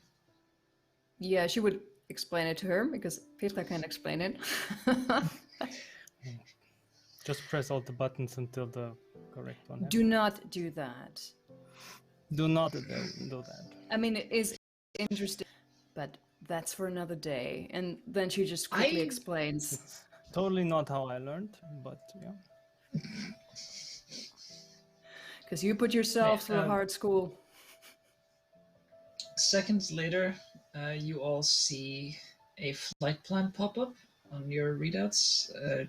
It basically takes you out of this system through a fairly empty portion of space, and then it's a fairly complicated approach vector. It requires a lot of different turns and maneuvering through certain sections. Like, yeah, you're basically going like, okay, this is a hell of a path to fly. Like, this is the sort of...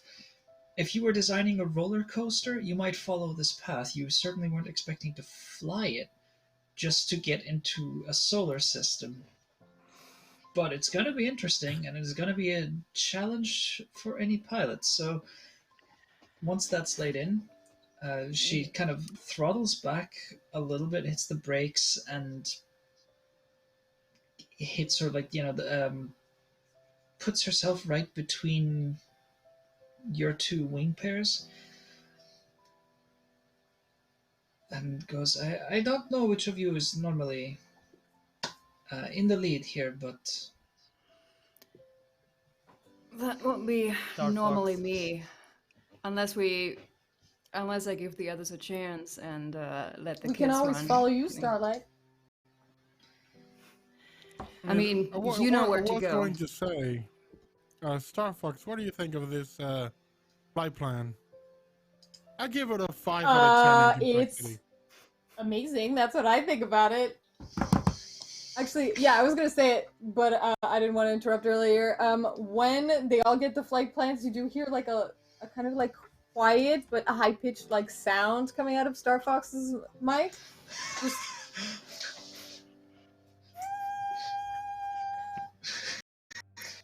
Just one thing before we head out. Since the Dominion knows about your escape and that you have a fleet, we can expect that they will have surveillance on the area where they encountered you. So we should be very careful that they will plan to tail us to get the way into the system, and we should triple check that no one is on our tail. I don't know how their tech on stealth is, but we should keep that in mind at all times. Second You time I'm make a agreeing very with you, excellent Shirin, point. today. I'm on the roll. What can I say? I'm so proud of you. Thank Now you. let's keep our eyes open for any patrols. And if we see some, this might be a case of, to quote an old saying, "Dead men tell no tales."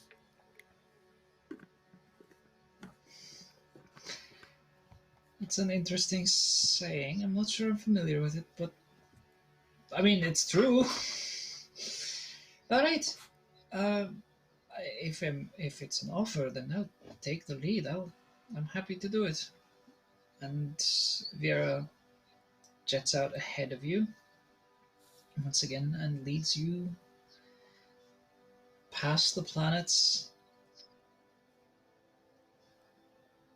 and far out into the actual void of space. It's been a while since any of you actually traveled beyond the Draconis system. And while traveling in the system is itself quiet enough because you're essentially just hearing the sounds inside your cockpit and through the comms, you at the very least have the faint light of the stars. You have it reflecting off the planets. You have indications that something exists out there. I'm sorry. Are you saying Starlight is guiding us? Yes, this is probably a reference that I don't get. But Our pilot is named Starlight. What do you mean? oh, but yeah, Starlight is guiding you, and as soon as you get out of the system and you keep accelerating your engines, by virtue of you're operating in a vacuum, you just keep getting faster and faster and faster, and you put distance between yourselves to the point where suddenly it is nothingness. It is just vast and wide and empty. And if it weren't for the fact that you have a navigational system, there'd barely be any indication of any sort of direction. There's no indicator of life. All you can see are stars of varying brightness. If you focus real hard, you can kind of just see the arm of one of the galaxies you're in, or one of the arms of the galaxy you're in. Just this bright band in the distance as soon as your eyes adjust to the darkness of space. And this is how you travel for a fair while before a course correction takes you nearer and nearer, and you start to decelerate. Now, the speed you're traveling at, you can't just come to a dead stop. That's not going to end well for anyone. So you have to decelerate a long time in advance. As you do so, and this is the plot point that was unlocked via subs today.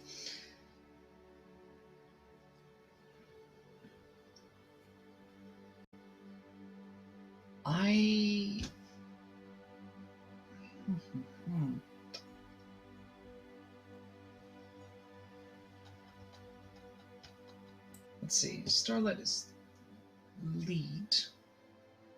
Who would you say are the two pilots next in line? I mean, you're all flying very close formation, but which of the two of you?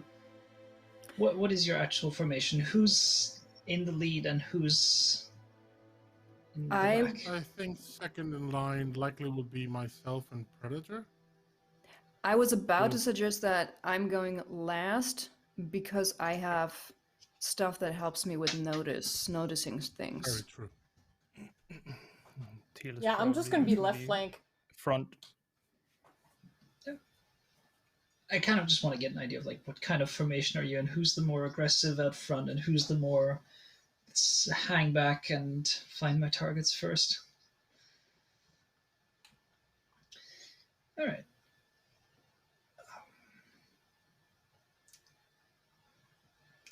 Getting closer, you do notice on your scanners a single blip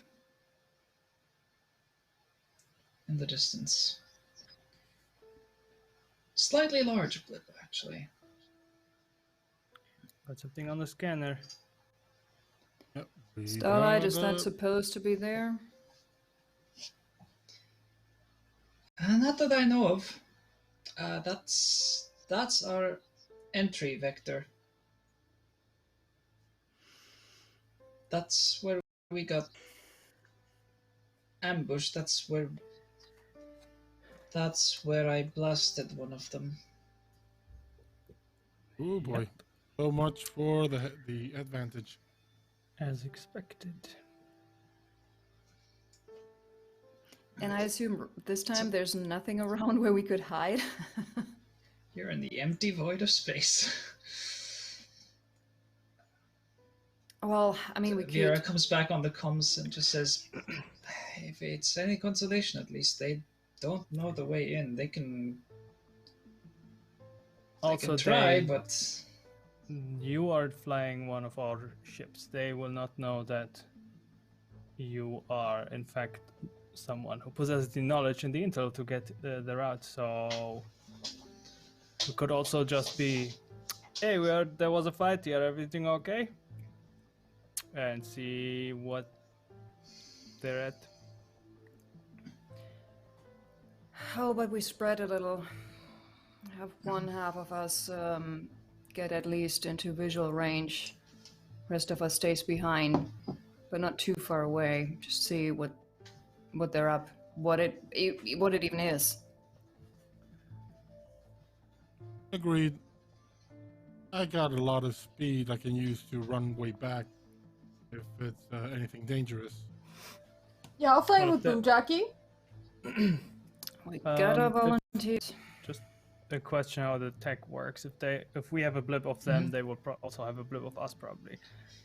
Yes. Does that only tell us Yeah, there is true. something, or also would they see like that we move apart? Well, it just tells you that there is something. And this is now where we go to detection phase. Oh. Or, well, we will very... Yeah, you know what, let's go to detection phase. Don't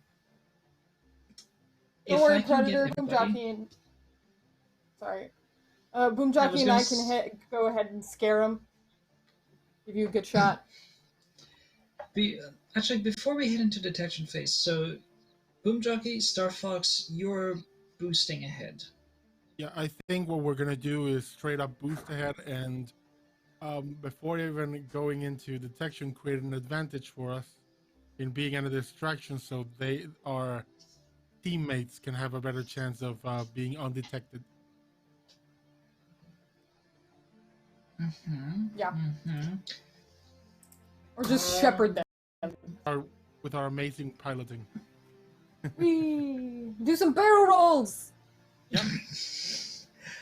Now it's time for the barrel In which case, tell you what, I will allow it this way. I'll need a piloting check. If you're boosting ahead at high speed and doing barrel rolls and all, you're gonna have a relatively good shot of being a distraction, so it's only gonna be a +2. So for each of you that succeeds, there's one invocation of this boost. Fine. Oh, you succeeded with style. Succeeded with style. Can I invoke my souped up Starfox engine to waited give me for a this bonus moment. on this one? If you spend a fate point. Of course. I have a fresh one that I got. Sure do. You do. I'm gonna first roll it and then decide if it's a reroll or a +2. Right? Yes. That's how it works? Yep, that's how it works. It's gonna be a Fate, +2 to made make it for 6. cheese. Yeah, so both of you succeed with style. You are out there just. I'm gonna say that it works lovely. We're It works doing a wonderfully stunt that performance just for them. Yeah. Exactly. Like just It flying works wonderfully that super you, close. Boomjockey, you got the 6 if you're adding the +2 to it because you're a little more experienced with this. So you both put on a spectacular display of like just precision flying at high speeds. You know for sure that if anyone's watching, their eyes will be drawn to you. Teal, Also, Predator, their sensors have to be going crazy. their sensors are definitely interested. The Teal, Predator, you see them zoom off and just start doing formations, like loops and barrel rolls and crisscrossing over each other, at one point flying upside down, just looking at each other through cockpits, waving over the hello. comms. Just very They were fast just shenanigans coming out of our mouths. Oh yeah, you've seen them do this sort of thing before. You've never seen them do this quite in this fashion, but it works. And yeah, so What? you have, let's just call this boost, shiny. Shiny decoy. Because you both succeeded with style, you actually have 4 invocations of this. And yes, you can stack them. At least I think you can stack them. I don't know. Officially, it doesn't say you can't stack boosts, I think. No. Maybe that was just something we did in my Or like, game a while ago. But yeah, like so the bonuses in general, I think you can't really stack them. oh yeah, no, that's right. You can't stack them on a single roll, but you can keep We invoking have in 4 the same uses. round. Yeah, you keep invoking. Yeah, either way, them. you've got 4 uses of. So you can also use the distraction for basically anything, so long as that distraction is still running. Right. That's of course with a temporary boost like this. That's how it goes. And then at this point, I will then request that tactics roll from everyone as we go into detection phase. So very quickly with the boosts, do I have to decide before a roll if I want to invoke them? After. Okay. And what about, because I forgot to read that up, what about my modular equipment, my cloaking device? Do I have to invoke that or say I want to use it before I roll? You can say, it's same as any other aspect. You can invoke it after the roll. But Okay. I always assume that your pred tech is being invoked anyway. So I'm just So gonna how- roll and see how it goes, and then, and if need Yeah. be, stack up. So how many can we add because of the You can shiny? add a +2, or you can get a reroll. Also, just a quick reminder that my stunt lets me roll piloting instead of tactics. So that's why I'm rolling piloting. Yeah, same. Yeah, so I would Okay. like to. We're all rolling the magic 3. It's happening. It's spreading across games. So, I would It's definitely my like best to skill, y'all. invoke something, Just very good. and mhm. yeah, so I would like to add one of the invokes from the distraction to add a +2. Yep. 18 out of 5. That gives you a 5. If you want to add your pred tech to that as well, then you can get it up to a +7. Sounds good. And then for the... my cheat sheet is not complete. Do I need a fate point for either of that? Like for boost, invoking a boost? No, right? Not for it's that. just like... It's like a boost is a free invoke. Mm-hmm. Oh, I wrote it. I do have it here. I can't read my own handwriting. And because your pred tech is a stunt, it basically activates automatically once per session. That's what we worked out. So if you invoke it, like you would need to spend a fate point if you invoke it again, but once per session you have a free use of it. Okay. I Then will have to ask one quick thing. Teal, you rolled pilot. You need to roll tactics. No, I also have instinctive flyer. Oh, perfect. Then yeah. Yeah. Okay. Starfox We're and I really are just into like, yeah, this feels right. We're really into flying over here. Yeah, that works. Okay, so your highest is a 7, and your lowest is a 3. Let's see what your opponents roll. Your opponents didn't actually do badly for once. Look, every now and then they have to get lucky, right? Which is to say, none of them actually matched. Where is it? Come on. So, it is between your highest and lowest rolls, which means at this point, everybody is detected, both on your side and on the enemy's side, which means I get to drag my little friends onto here. Shall we put ourselves on the chart? Yes, please. So, here's a little goblin. And let me roll for... Oh, wow. I don't like that, a wow. +2 though. No, the oh wow was it's terrible. That's terrible for better. you. Okay. Yeah. And yeah, so 2 of them once again rolled a +3 as well. So some of you are evenly matched. And some of you are not. And you can see in the distance, let me just take these off the specials.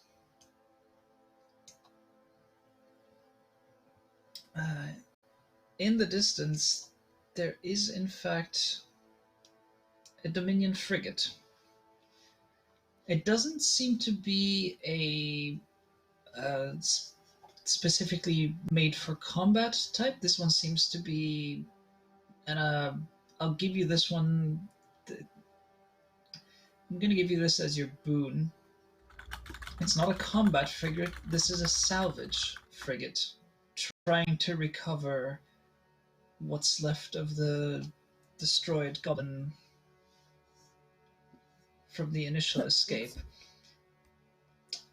So lucky you, it doesn't bring any major guns to this fight.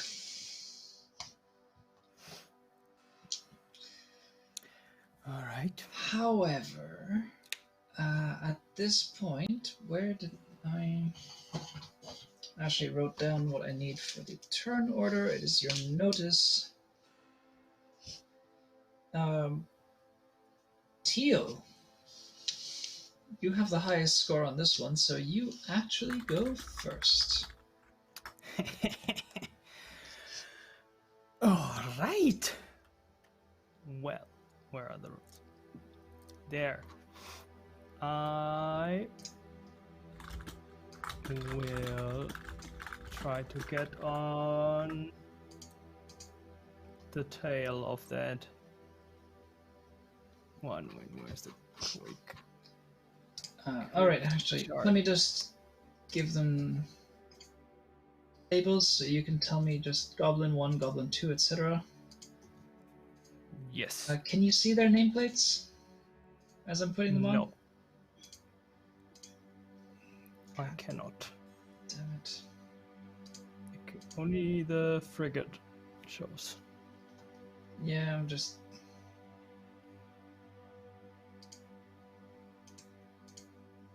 I can never... There we go. Permissions. C. You should be able to see the nameplates now. Goblin 2. Yes. Yeah, I've got Goblin 1 and 2, and 3 will be there soon. Only see Goblin 2 though. No, it's 3. popping up. Yeah. Yep.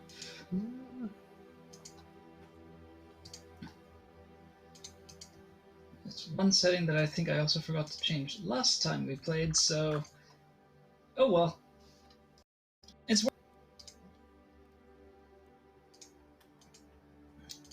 Alrighty.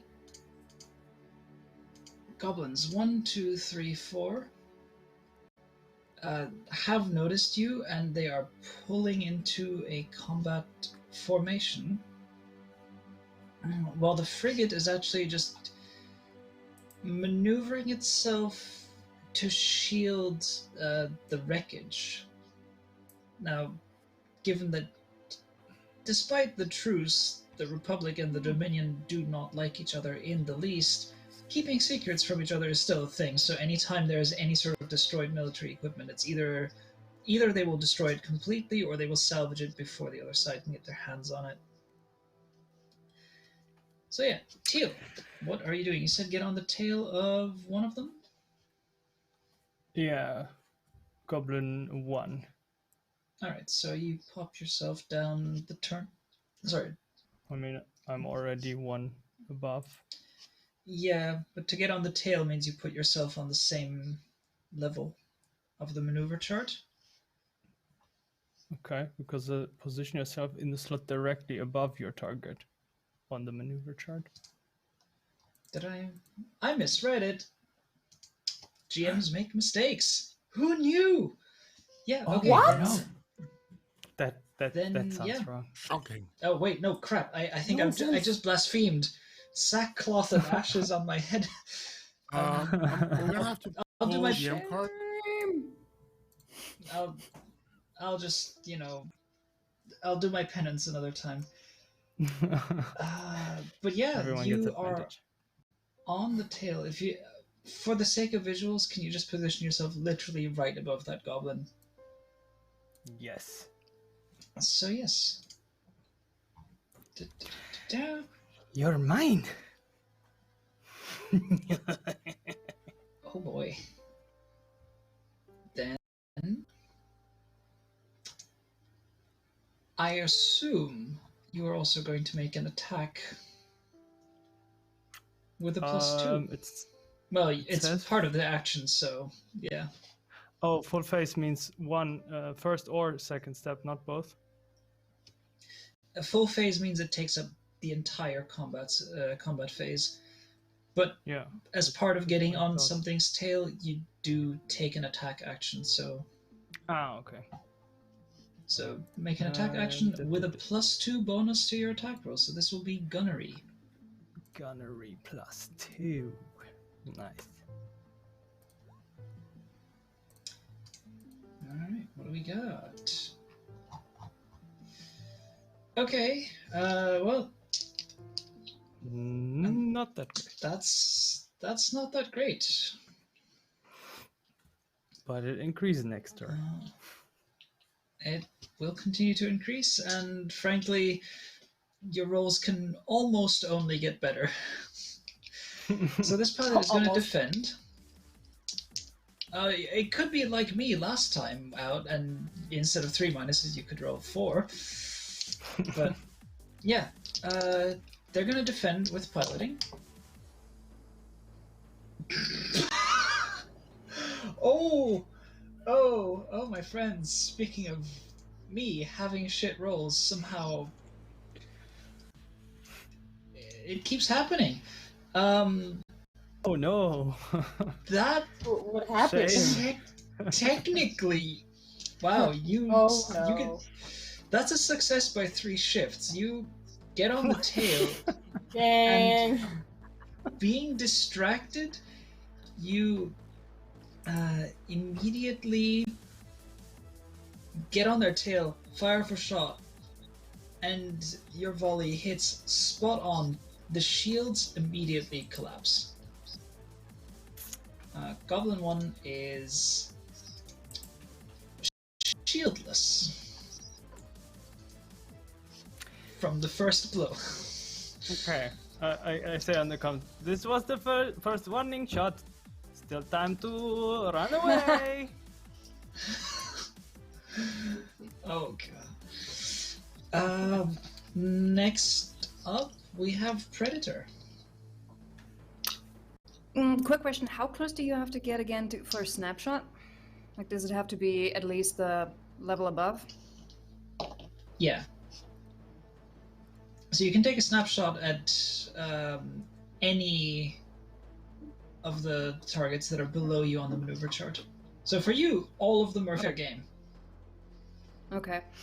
Which- I'd actually like to. I'd prefer to create an advantage. Okay. Seeing how well, I would assume that these things are almost happening simultaneously as Shirin goes in for Goblin 1. Haley would circle around and go for Goblin 3. Just remember, you can take a snapshot and create an advantage. So Yeah. So, but I think she's coming in hot. It's almost she's not gonna go for the pounds. It's way too early for that. But she's gonna get onto the same level as Goblin 1. I'm gonna line up with Goblin 3. Actually, no, you know what? I'm just gonna go lower. She sort of without hesitation, she just circles around and goes straight towards him, but not to get on its tail, just to create some atmosphere and put on pressure. That would be my intention. If you're not getting on the tail, you don't actually have to move yourself on the maneuver chart. You can, You can keep your slot and take those actions. Yeah. But would I be able unless to the action an advantage? Sorry? Would I be able to create absolutely. an advantage if I just stay where I am? The maneuver chart isn't really to indicate distance between the ships, just in terms of it basically just indicates how much of an advantage you have on them in terms of being able to get that drop on them. Okay, I missed that. So it could very important detail. That's fine. Those are high ground slots. Yeah, essentially, it's over. I have the high ground. All right. So morally, none. then Predator just goes in. So I said her signature way of flying. There's no stunts. There's no glitter. Just precise, sort of threatening, directly towards your ass, kind of flying to shake Goblin 3 a little bit. Okay, for creating an advantage. As you like to do, you want to scare the crap out of this one. Yes, please. I prepared them a little for you. I saw that. Right. Get them in the right mood, you know.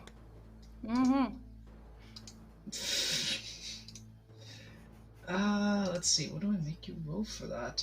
Are you? Your intent is more to scare this one just by basically swooping in. Yeah. And I'm gonna wait what the roll is doing. I might do the same invoke I did last time for a fate point, sort of using my reputation. But let's see how the roll goes first. Yeah, I would say in this case make a provoke roll. See how well you can get under their skin with just threatening flying. aggressively flying at them. Neo. I'm gonna invoke that aspect. Spending a fate point, hero phone from Grace, sort of using my reputation as someone you do not want to get close. And shit.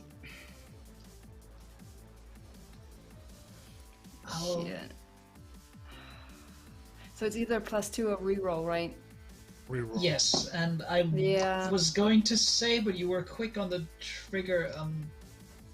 For this sort of thing, I will also. I mean, this is a average difficulty, so this would also be a +2. Okay. So if you just add a 2, you can succeed. If you want to try to succeed with style, you can go for that. No, for now I'm fine. I'm taking the +2. Alright, so Goblin 3 will have the aspect of slightly scared. I don't. Let's see, how do I. But just slightly. There we go. I'll just add a ninja face to represent the fact that you ninja'd up on this one. You still have a step left. Yeah, I'm gonna take a snapshot. Okay. For the future, consider those reversed. Snapshot always has to be in the first step. But I'll allow just saying that you took it first. Yes. Sorry. Don't worry about it. It is literally no difference at this point. So just go ahead and make a gunnery roll. The only difference is I will not allow an invocation of the boost because you technically would have had to wait until after the attack to get that. Okay. But yeah, just go ahead and make a gunnery roll, and this goblin is going to defend. Not defend so well. That's. Oh yeah, that's only 1 shift of damage. So you start nibbling away at the shields. They hold for now, but if you sustain this, I mean, you've got this pilot in your sights, and once something is in your sights, Roger that. and that's, I think, where the invoke will, or that's where the boost will come in. That you start shooting, and the pilot, realizes, oh, it's that paint job. What the hell is that paint job doing in this part of space? Oh God. Hi. Terrifying. Now at this point, it is the goblins who go.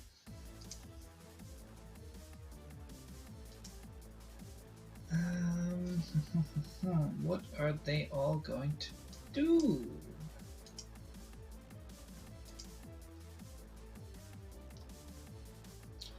Let's see. I need to actually pull up the...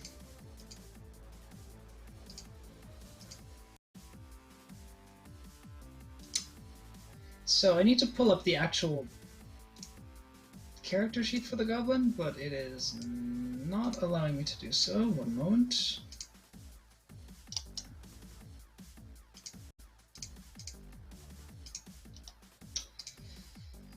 Alright, come on.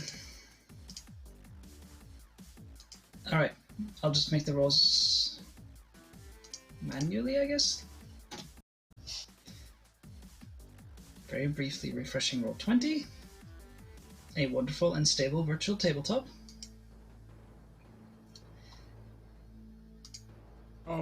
Quick question. There we go. Shouldn't we have our little friend with us on the board? You do, in fact. However, your little friend's notice is also, it's basically, it's tied with you, Boomjockey, which means it goes next in turn order. Okay. It, I say. She goes next in turn order.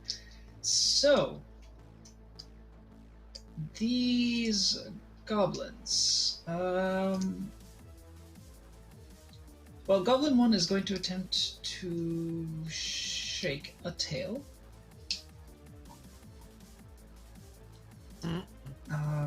Yeah, it's... try. So that's an overcome roll, so that is tactics versus tactics in this case. And in this case, you have to roll tactics, Shirin. Oh no! I don't have tactics. I don't do tactics. If it's any consolation, it's not a great roll.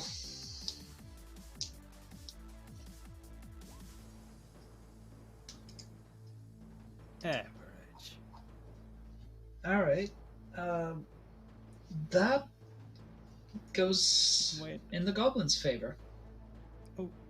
I just want to ask if I can spend a fate point to reroll, right? That's how it works. If you invoke an aspect to do so. Oh, I have. Oh, right, that was that thing. So if you can give me, like, you're free to pick something and just explain to me why this lets you reroll, and if you do a good enough job of convincing me, then sure. Does this constitute as a consequence? That, No. Okay, that's A consequence is essentially like damage or Oh, okay. something that So you shiny, that not you one of the carry with you. aspects? What's the difference between an aspect and an invocation? Well, You invoke an aspect. yeah, but Okay. basically, you can. In this case, you invoking an aspect of the character to reroll. Oh, shiny was basically just something for the detection phase. Yeah, gotcha. No, that's fine. I don't have anything, so I'm being shut off. I was too cocky and too All right. confident. Well, Never happened before. I mean, you got a good shot off, and it literally doesn't change anything else except that you lose the bonus. Yeah. You could reacquire it next turn. Mm-hmm. Annoyingly enough for Goblin 1. Let's see. 2 and 3 are lined up, so Goblin 2 is actually going to... Oh yeah, wait, I think I completely forgot to do something. Let's see, Goblin 2 is going to take a snapshot at you, Starfox. So defend using your piloting skill. Ooh.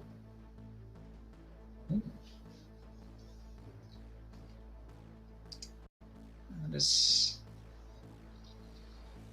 Oh boy.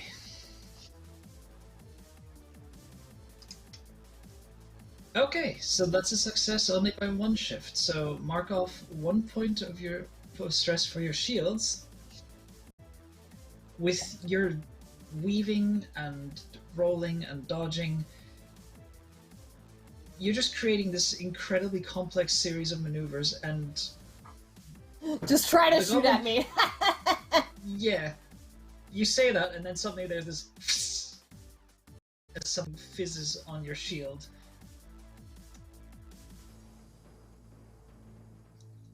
And then it is going to attempt to push you. So this is opposed piloting checks now. Starfox, I think it's time to stop the rotating. No, never! Not even Wow. once! Okay. It's too late. So cocky. Already so cocky. You can't stop her. It's too late. That's not gonna work. They were attempting to push you. They did not succeed.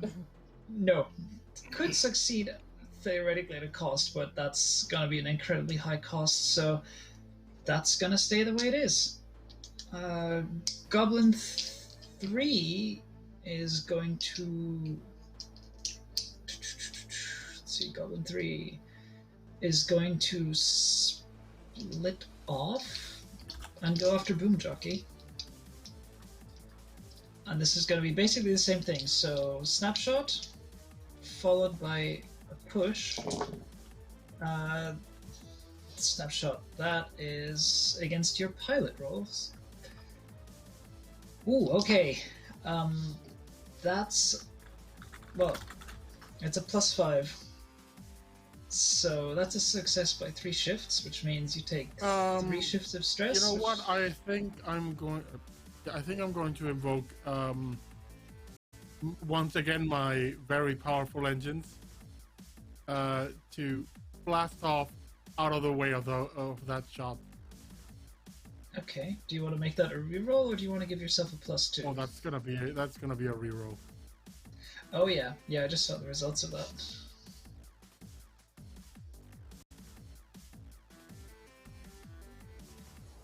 Okay. Better. 2 shifts of it no longer becomes a success with style, which is very good for you. So 2 stresses against your shield. And then it's an opposed piloting roll. Oh, yeah, wow. No pushing happening, sorry.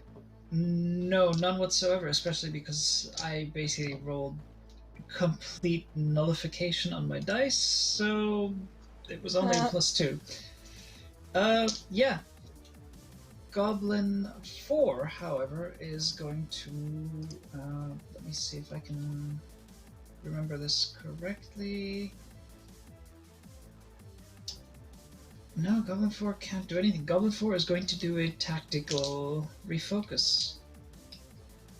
Oh no, wait. First it's going to create an advantage for itself. Let's see, what's it going to do?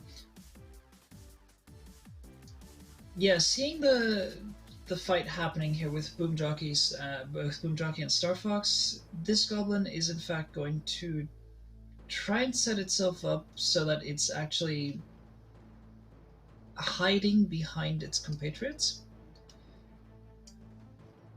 which I'm gonna set as a +3 actually, as a piloting roll, which it does not. No.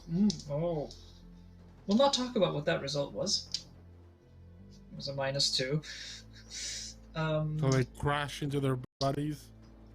Well, 2 minuses, which means it basically became a 0. But yeah, not a success. Yeah, it has to, tries to put itself behind the allies, but because those two are also maneuvering and it just can't seem to decide which, it just sits there in space. And it is then going to do a tactical refocus. So, will you roll better this time? Yes, indeed. Tactical refocus brings it in line with that fight. Boomjockey, it is now your turn. My turn. Because we've entered my attack phase, my brand new little modular equipment regenerates 1 shield. Yeah. Nice. I think I'm gonna take a. Can I take a snapshot? Yeah, I can take a snapshot. Them at my level, right? Yeah. Okay, I am going to go against Goblin 3 and would like to invoke that boost of being ninja'd. Mm-hmm. Well. And attack them. So, are you invoking that for good measure? For good measure, I'll spend a fate point for my 1-shot 1-kill. Is that a stunt or an aspect? It's a stunt. Okay, and does hang on. 1-shot 1-kill, gain +2 gunnery, attacks made in the Starfighter the first time you attack a given target in an engagement. I don't know if that costs a fate point. That does not cost a fate point. Woohoo!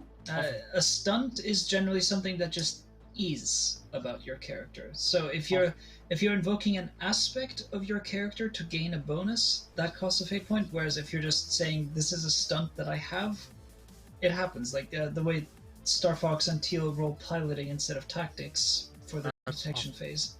Yeah. What I'll do is 1-shot 1-kill and invoke that boost. I think is a penalty on their pilot. Quick question. I thought that if there's an aspect on an enemy pilot, that this is just something that affects them when they defend. Like last time you said something about, I can't invoke that for myself. No, I'm invoking it as a penalty for them. Exactly. So if you invoke an enemy's negative aspect, it basically means they get a -2, which in this case Gotcha. equates out, because my rolls continue to be the worst, to -5 for an overall result of -3 while I'm defending. I'm rolling gunnery +2.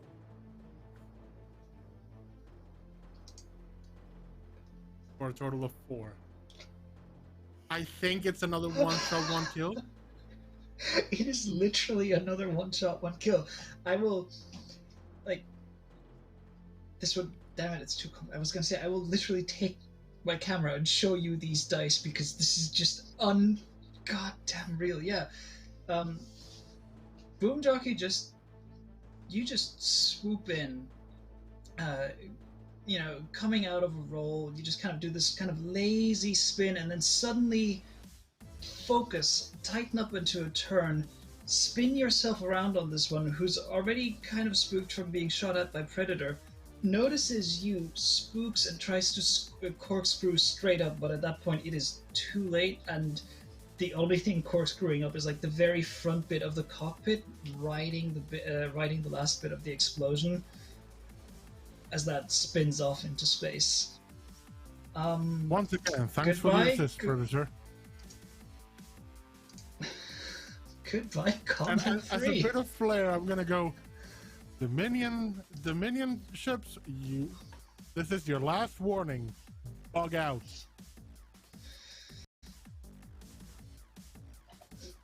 You hear that was over my the open snap. channel with this crackling sort of thing. You just hear the sort of, didn't even get a first.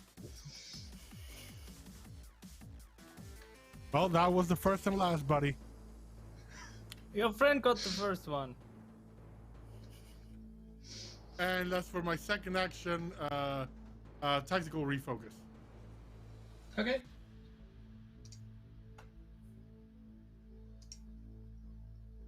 I don't think I go anywhere. You stay means you don't get pushed down at the end of the turn. Yeah. Okay, cool.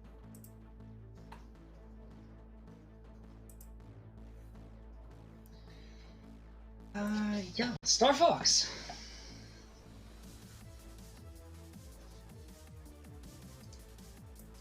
You are muted. Right. Which goblin attacked me earlier? That pinged my shield? That was Goblin 2. 2. Excellent. I'm gonna do a snapshot on Goblin 2. Mm-hmm. And that's gunnery, correct? Mm-hmm. I still cannot believe your luck with the freaking detection rolls. That's just... Like, I can believe that Predator's high up on the... I was gonna say tactics they're list, blessed by but- the Predator. Exactly. Thanks, Mom. I mean, for once, the defense is actually good. This one is trying to get you in its sights at the same time as you're trying to get them in your sights, and you're basically just dancing around each other, juking, jinking. That was my idea, yep. Yeah, and basically it is a tie, so you can succeed at a minor cost if you'd like. You'll just have to tell me what that minor cost is. Nah, because I'm actually just here to give them a hard time because they were giving me a hard time, so they shot at me and I pinged their shield. They shot at me and pinged my shield. I'm gonna shoot at them and then push them. I'm a better pilot! I'm just gonna Fair push enough. for my second action. I'm fine with the first one not succeeding.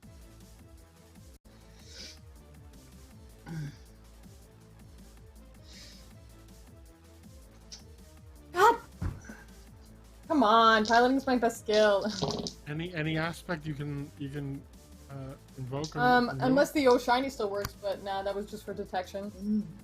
Yeah, that was... you're no longer flying a distraction routine, you're now engaged in actual... But is there an aspect of your character that you could invoke?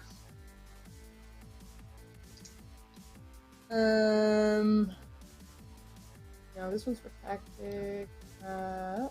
Oh yeah, there is! My modular equipment! Maximize one die and overcome actions when using the push action and engagement. So I'm going to turn one of my minuses into a plus. So instead of 2, that's going to give me 4. There you go. Which means you succeed by 1 shift, Awesome. which is a success. Get down there. Yep. So drops down a number of slots you choose up to your margin of success, which is just 1. So you can only drop this 1. But Oh no! you dropped it. That is all we need. Yep. That And that is currently it. So everyone who didn't take the tactical refocus, please move yourselves down 1 slot on the maneuver chart.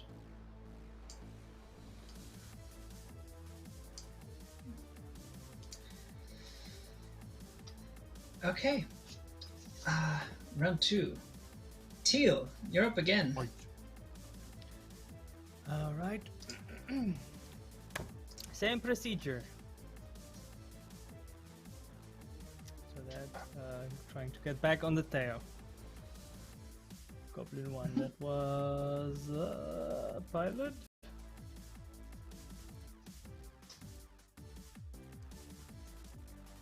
Where is it? There. Okay, my macro does not work. Yeah. So you are, because you're above them on the maneuver chart, you're automatically on the tail. So as part of that, please make your gunnery attack roll. Oh, right. Against Goblin 1, who does not have shields anymore.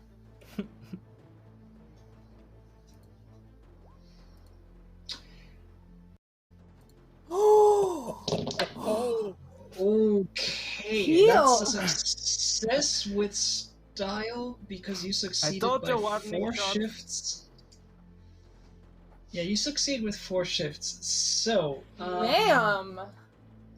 I think the technical term for that is kaboom. not yet, because this one is going to take a consequence.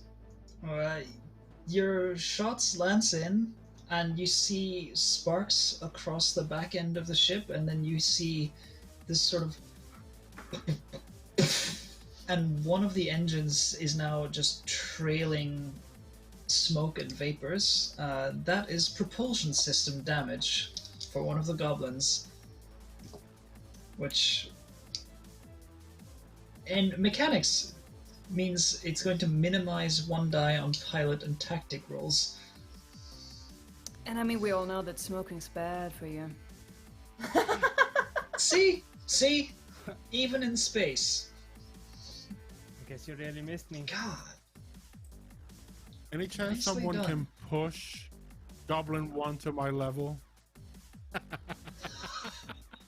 Oh, you just want to kill Steel. What? Predator, Listen, you're up. they've got Goblin 1. You take care of Goblin 4. I'll take care of Goblin 2. All right. Pick all your right. own goblin. Who knew you'd go to still fight goblins?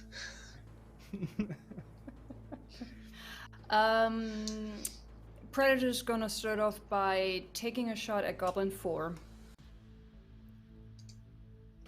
There aren't any. Yeah, I know my stunts are not gonna help. My equipment's not gonna help here. There aren't any other aspects in play right now, right? It's been used up because there was one, just the 1 of 3. Yeah, there. Currently, yeah, there's no other aspects that you could really call on. Okay, just straight up pew pew at Goblin number 4. All right. Where is it? Gunnery. Pew pew.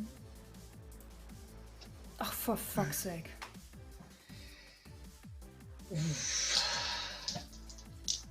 I don't think there's anything I can invoke here. Hang on a moment. Stop, hang on. Okay, no, you tell me first. I just realized, but yeah, I you go will- first. I might have an aspect. I mean, you tell me first if you want to invoke it, and then I'm going to tell you what they rolled. Because I realized, as I wrote in chat a few days ago, I had never written down the 5th aspect, like the other aspect, and I went with Born in the Cockpit Well, almost. Could I use that? Because the cockpit is her second home. She knows what she's doing. I will allow it in the case of, yeah, like, you fly because this is where you belong. So, alright, I'll allow it. Look, one of the core things of Fate is really just bullshit your way to make the GM give you what you want, so...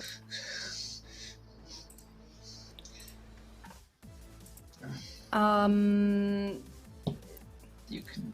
Are you gonna do the thing again where you're telling me how many successes I'll need? So I know. No, this is an opposed roll, so I've already rolled for the goblin, and now it's up to you to decide whether you want to... I'm going to go for the reroll this time. Let's see what happens. It's a good choice. Your chances are good for improvement. Yeah, that is also a success with style. Oh wait, hang on. I'm sorry, I forgot one thing. Teal, because you succeeded with style in your gunnery thing, you get to create one boost with a free invoke because it was with style. So, what do you think would be a good boost to use against a ship that you've just now shot the engines of? Well, that they will take my next threats very seriously when I tell them to tell their friends to run away. Okay, so I'll just put on the boost of seriously threatened, so you can invoke that if you're trying to intimidate them. Okay. All right, and yeah, Predator. Let's see. You are shooting at Goblin 4, who has not been shot at yet, and who also immediately loses all shields.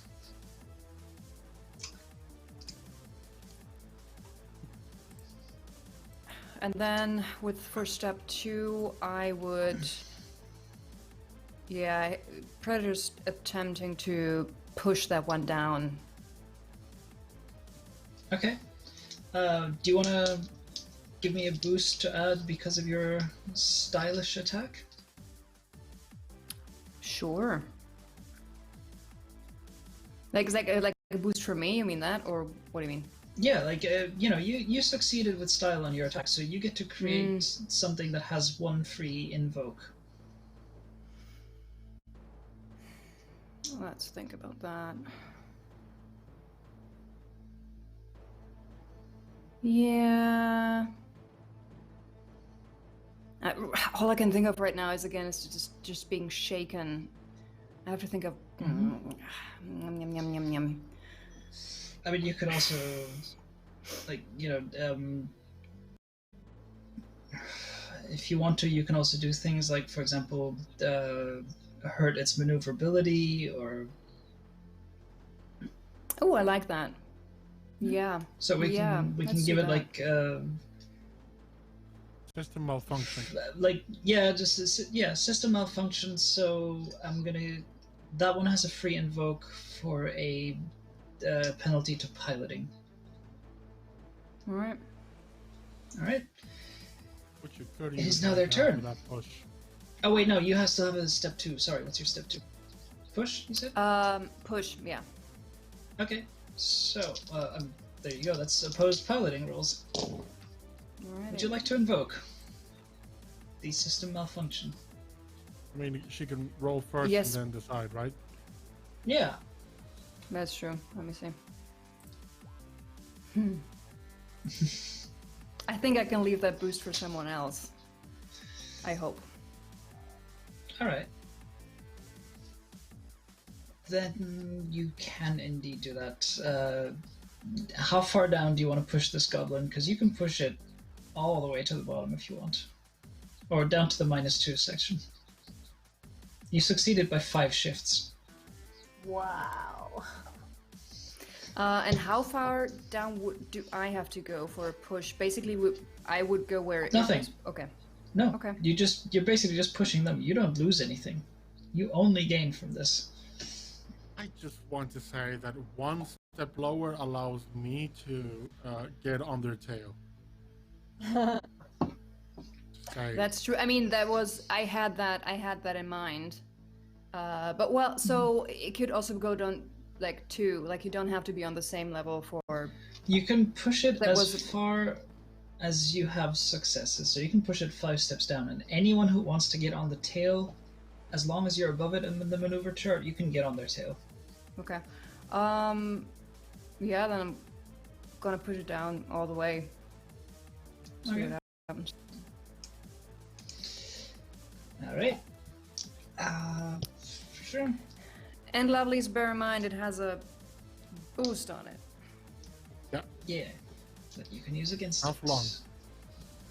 Now, let's see. Goblin 1 is being tailed. And I need to double check if it can make a desperate attack while still being tailed. Desperate. Cannot take this action if someone is on your tail. I thought I remembered that, so. Oh boy.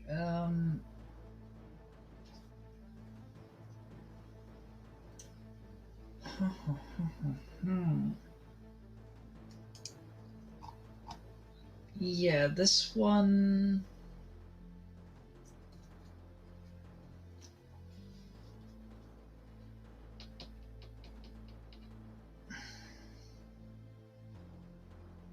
God, hard to say. I think this one is actually going to take a snapshot at Starfox. Okay. Well, that's the gunnery roll. Please defend with your piloting.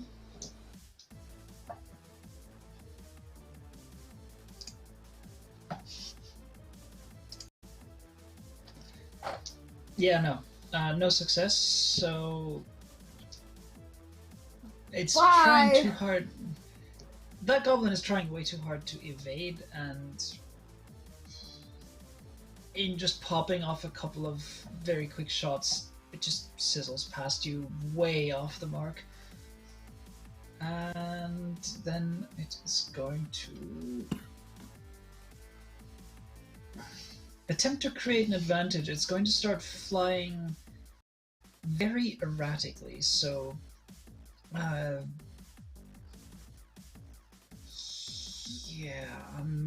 it's going to be attempting to disorient you, Teal, by just,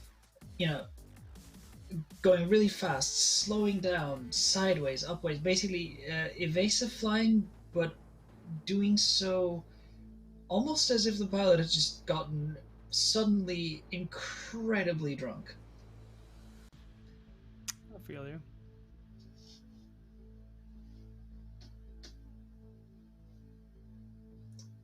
So this is an attempt, and I'm going to put this as a +3 because it is a little more difficult than normal. It's an attempt to become unpredictable. That's not a success. Needed a +3, got a +2. Bad for them. Yeah.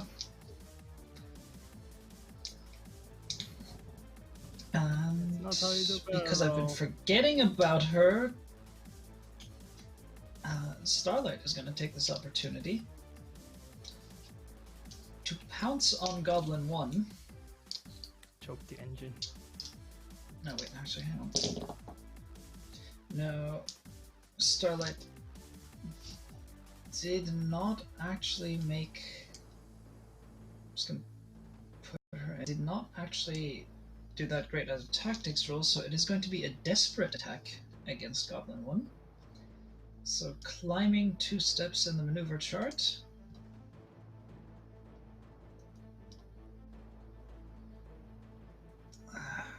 And then yeah, becomes an easy target, but does get that gunnery. Alright. That's a 3 on the gunnery for Starlight. And it's only a +1 on the defense roll for Goblin. Starlight swoops in, and where before you had you Teal, you've taken down the shields, you have laced the back of this with fire from your guns. Starlight just kind of swoops in, strafes across, and as she crosses your field of vision, there's kind of a bright glare behind her ship. Then she flies onwards, and you just see an explosion where previously there was Goblin 1. I was working on that.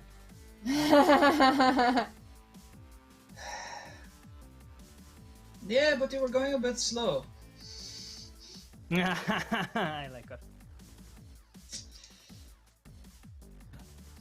And that's a snapshot, so the next...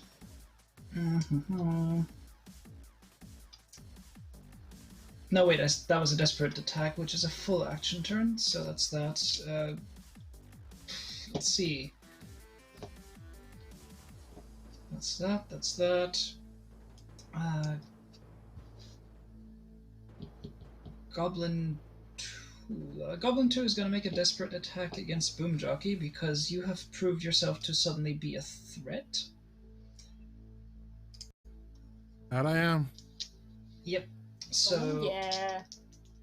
Bear in mind, Goblin 2 with this becomes an easy target. That's not gonna be great, but let's see what your piloting roll to defend is. Okay, so that's 1 shift. So your shields have regenerated, but they're dropped down again. Goblin 4 can't do shit and is just gonna try and do a tactical refocus.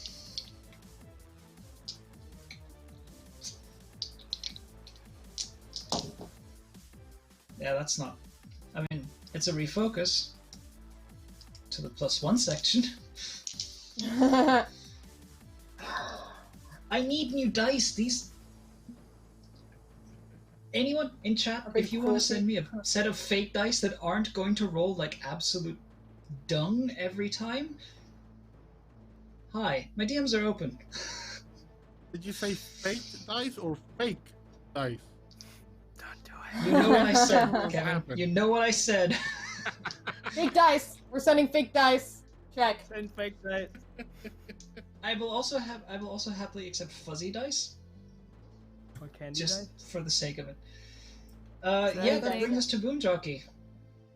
I am going to get on Goblin 4's tail, invoke its system malfunction, and it's the first time I'm targeting them, so +2 gunnery, plus the +2 from on their tail. So -2 for them, That seems cool. +4 for me. This is what he's been doing this whole time. Wait for all of you to rack up advantages and then... I'm a I team mean, player. that's how we play. That's how we Yeah. play. Teamwork makes That's the how you dream do it. work. Alright, so... Go ahead and make your gunnery roll.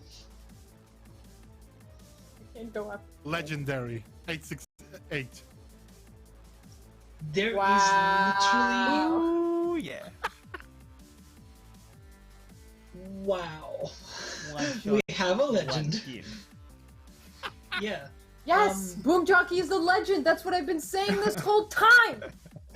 So that's a Starfox success. knew it all the time.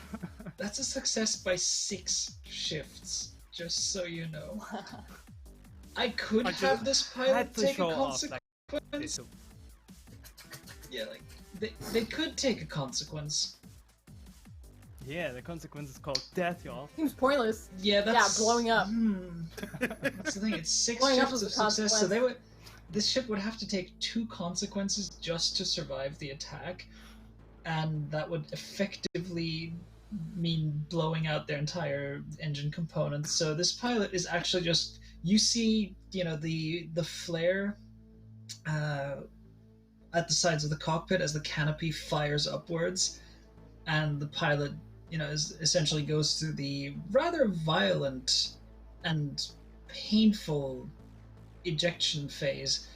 The ship itself kind of flies onwards for a little bit. You see one of the engines actually shake itself loose from the housing, and the engine component of the ship thrusts forward through the cockpit, effectively bisecting the ship, spiraling off into space, and then just going off like a nice little firework. And I just go over the comms. 3 down, 1 to go. You're alone, buddy.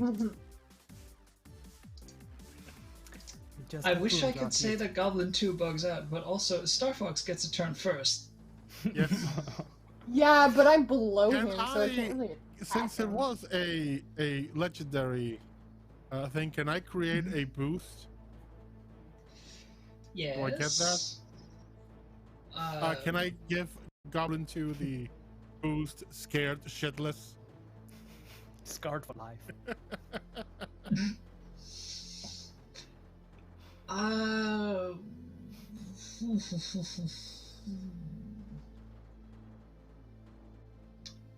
I will allow this as a separate boost. So, Goblin 2 is already severely threatened, and now also scared shitless. So if you actually want to engage in any sort of intimidation,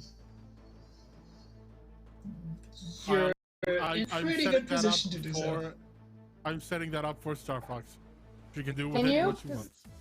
Can I attack the goblin if the goblin's above me? Only if I do a desperate attack, right? If you want to attack, yeah, you have to do a desperate attack. Yeah, because he's above me on the maneuver chart. Yeah.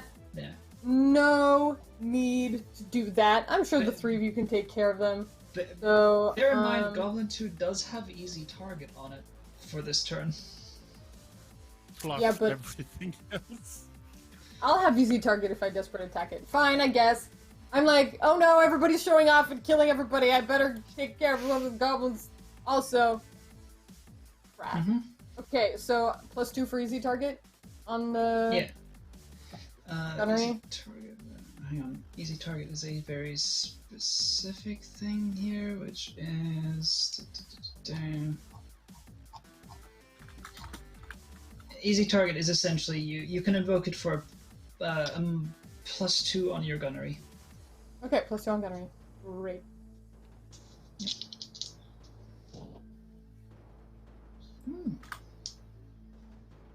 Not bad on the piloting. Superb. Yep.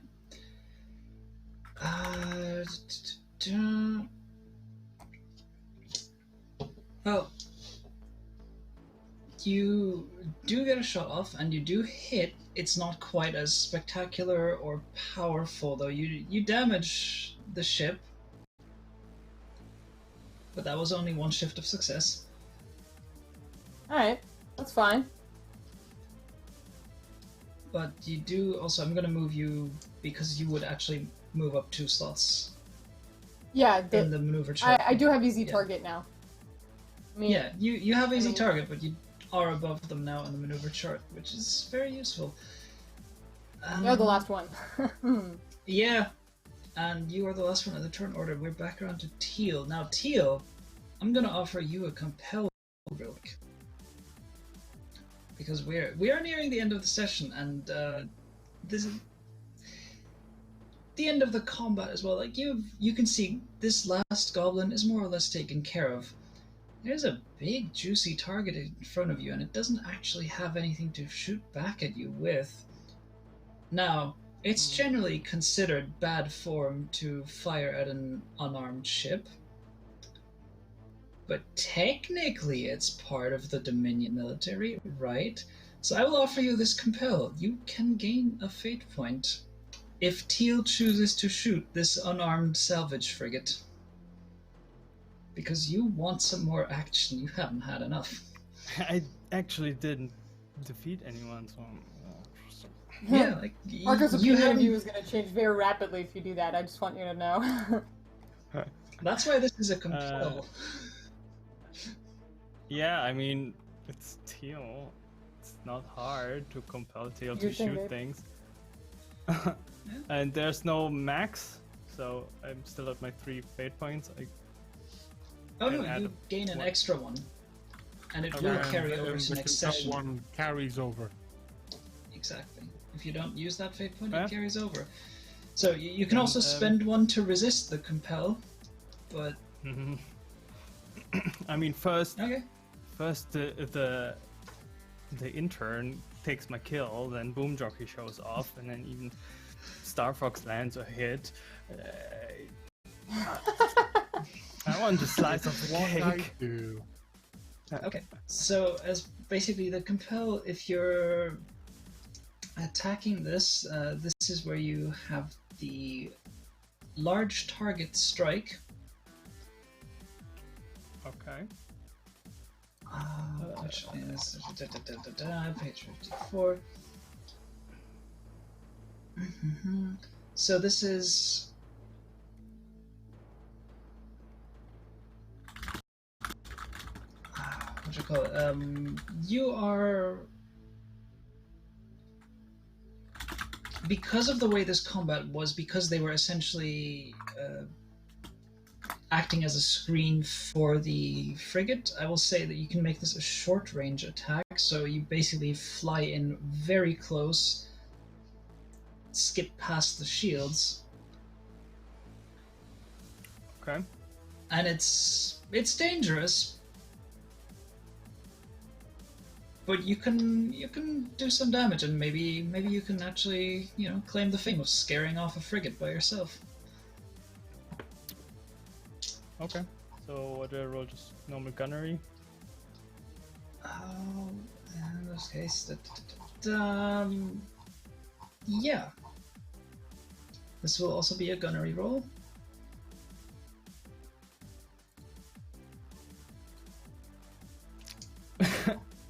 Epic. Ho ho! I want to get my glory. Very nice. Let me just double check.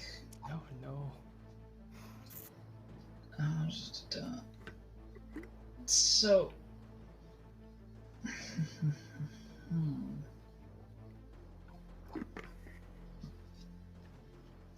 What part of the ship would you like to attack? Are you trying to attack the propulsion, the shields? Are you trying to attack the bridge?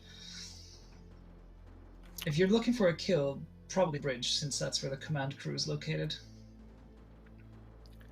The propulsion. Propulsion, okay. Boy. Let me just double check. I want them.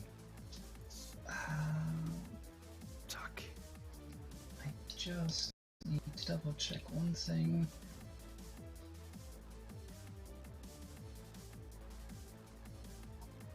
Okay, yeah. So the thing is, you got lucky because you rolled really high.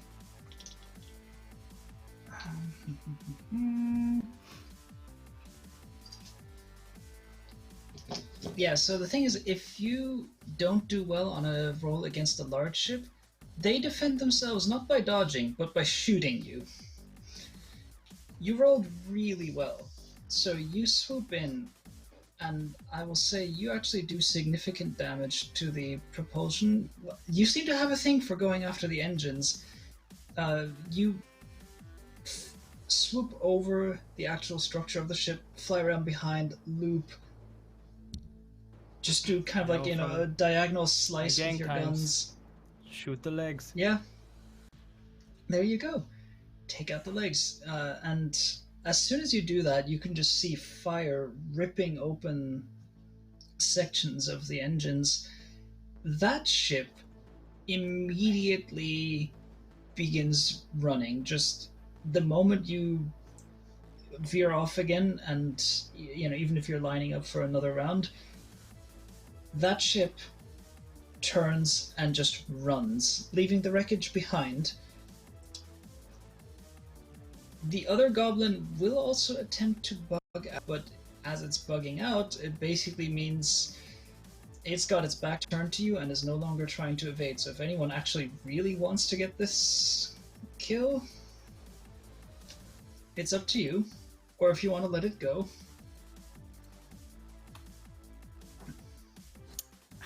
I mean, it's not like they can spill anything that they don't already know.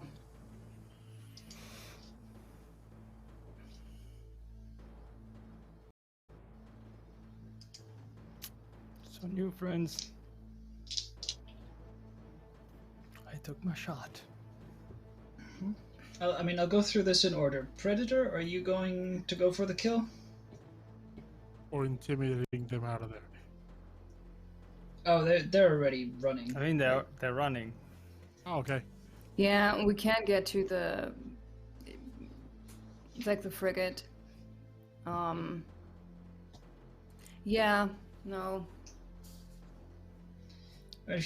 If you run after it at this point, like, it's a defenseless frigate, so if you actually decide to go after it, I will not even require you all to roll for it. It's defenseless, its engines are damaged. If you all were to decide to, you could annihilate that thing.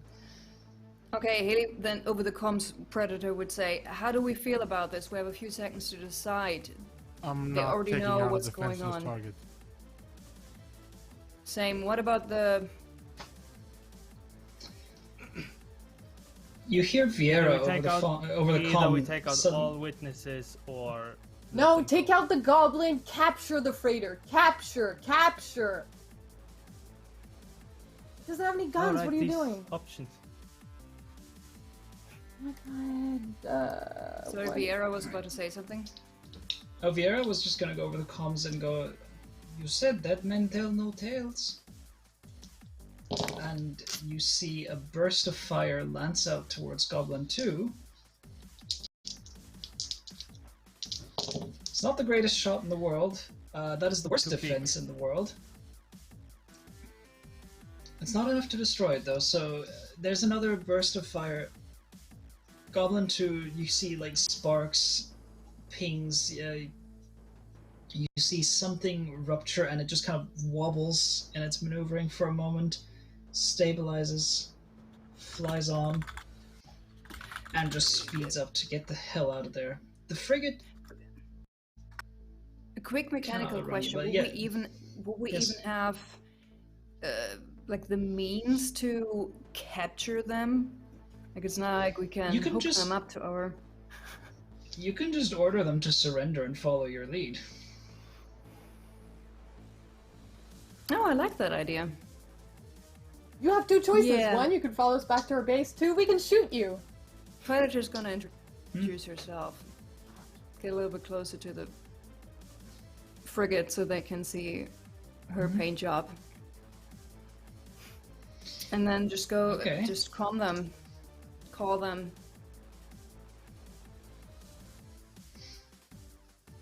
Okay, what are you saying? This is Predator from Tachyon Squadron. I suggest you surrender right now. I've got a lot of fellow compatriots behind me who are very trigger happy right now.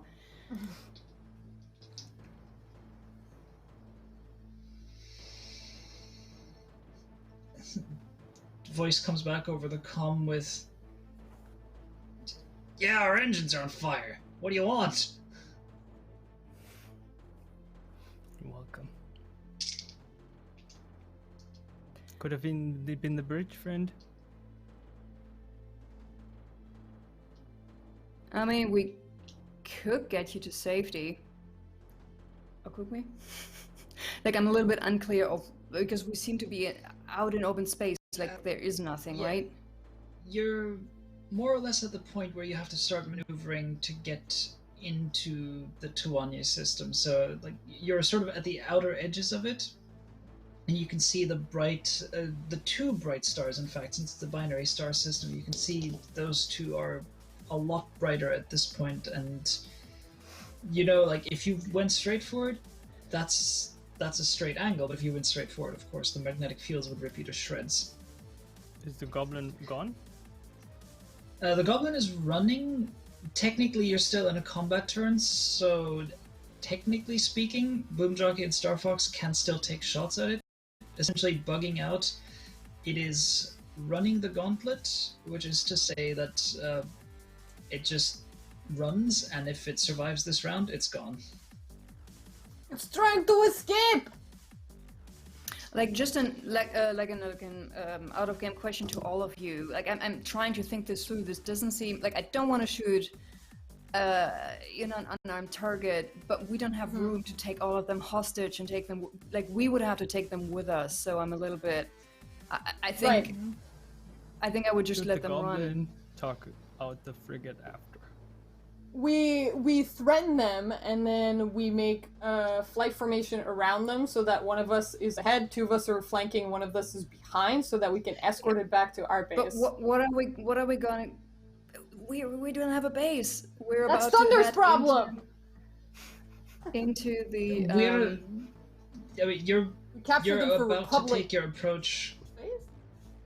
No, you're about to take your approach into the Tuwanye system, so they can try and follow your lead, and if they manage it, they'll get to safety. Oh, right. Nah, just let them go.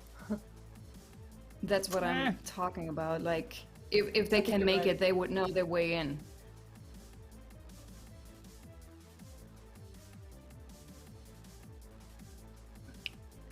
Talking about Well, war make your dimensions choices. here. This is Starfox, y'all. I wouldn't let anyone. They probably the shouldn't follow us information in. I think they'll die. But they're not attacking us and they're defenseless, so I feel weird shooting them down. Why don't we just let them go? Sorry, I think That's my Teal, vote, you were too. saying something? I say we are here at war levels of diplomacy, and they know we are back here, and I don't think we can afford to let anyone go with this information. This is bigger than morale. Yeah, but I think if they're already here, the Dominion already knows. Vieira comes over the comms again and says, all they know is that someone came out. They don't have to know anyone is going back in. Someone, please kill that fighter, and if our creaky little transport ship can make it, then they can take their chances. But if you're not going to shoot down the transport, shoot down the ship, then I will. Oh, I'm waiting for Boomjockey. my turn. Boomjockey boosts off to take out the remaining fighter. Okay. The fighter is an enemy combatant, and Yeah. that one can report something. Alright, following your lead, If- Boom. We can pick up the pilot, or the frigate can pick up the pilots, and I will give them the path, and if they make it through the path, then they will be prisoners on my planet. Does that appease your sense of fairness, everyone? Don't give them any data. Your call, Predator. They can't run. Let's take them with us for now. If they can get follow us, frisky, but they will not get the data. if they get frisky, we will take them out without thinking about it twice. Yes, ma'am. That's... Alright, let's do it. So, Boomjockey, you're already blasting off to take out the last of the fighters, so... I just open a channel to the guy on the last column and say, you should have run faster. I'm sorry. Oh boy. Also, I forgot to say, by the way, thanks for the raid, Time Lord's wife. River. Right? So- Same. Which one? Riverside? The Time Lord's wife, obviously. Yeah, I mean... Anyway, so, Spotted. Boomjockey, make me a gunnery roll. And this is the first... Is this the first time you're First shooting? time I'm targeting them. Yeah. Good God. One shot, one kill! Should have run faster. Give me a moment. There we go. Why is my camera so goddamn yellow? Oh yeah. Yeah. With the cumulative damage that, let's see, that's with the goblin, is that, I'm checking if that's 1 or 2. That is 2 shifts of success. So yeah, you can in fact mark another silhouette. I don't mark This one. This one Yeah. doesn't feel good. On the way back, I do tell them I was gonna wait until we came back to tell you, but after this, might as well say it. This is my last mission. What? Well, you're already making a hell of a show out of it. Come on. Okay. I mean, there is a chance. You don't be so gloomy. I mean, there's a chance we survive. Wait, no, we're surviving. What? That wasn't even the question. He said it's his last mission. Means I'm That retiring. doesn't mean he dies at the not end. dying. Oh. You're Listen, you can Like have not that flying out at anymore? a later point. That's a discussion for another moment. Yes, Teal. it is. That is a Okay. discussion Let's for just another push moment, forward and come because this is where we're going to end tonight's session. We went a little tiny half hour over time, but you know, tiny half hour. thanks for sticking with us, people. Maybe one day I'll figure out how to make my camera not look quite so yellow. But that is Good luck, also my a camera's a question. different color every time I turn it on. Ain't it It's white just? balance. You're Yeah, lucky. that's all. I just had to drop the Yeah. call and come back on because my camera wouldn't work. Oh boy, oh boy. Yeah, that's suddenly way too bright. That is it from us for tonight. Thank you everyone who stuck around. Thank you everyone who came in. Thank you everyone who retweeted and gave them that boost of not having to actually fight a frigate, which would have been nasty. Oh, don't worry, your time will come. Oh yeah. I will definitely have to perform a ritual on these dice. Excuse me, hiccups. Yeah, I'm gonna have to perform a ritual because literally the best roll I had all night was canceling everything out. Everything else was in the minus range. Wow. I don't get it. I got nothing. So yeah, I'm gonna have to get new fate dice, or I'm just gonna make my own somehow. I will learn how to make dice just for this. Let's do outros. We'll do a little. I mean, yeah. Let's be a little speedy because we are quite late. So, you're. I'm sorry, an insect just flew in through the window. I don't know if you all saw that. Did it do a barrel roll? I don't know. Nope, I didn't get it. Let's go alphabetical, just to switch things up for fun. And we'll go alphabetical by your call signs. So, Boomjockey, you're up. Hi everybody, I'm Kevin. You can find me everywhere at The Lawful Geek. I stream most days of the week, running perhaps way too many games. This week, tomorrow at 7:30 p.m. EST or just after midnight UK time, you can catch me on my channel, The Lawful Geek, playing a game we call our Peanuts, where every story arc takes place in a different world and a different RP system altogether. Right now, we're still in our core world, which is Scion 2nd edition. And Sundays, I have my weekly D&D campaign set in my own homebrew world at 6 p.m. UK time or 1 p.m. EST. And yeah, that's me.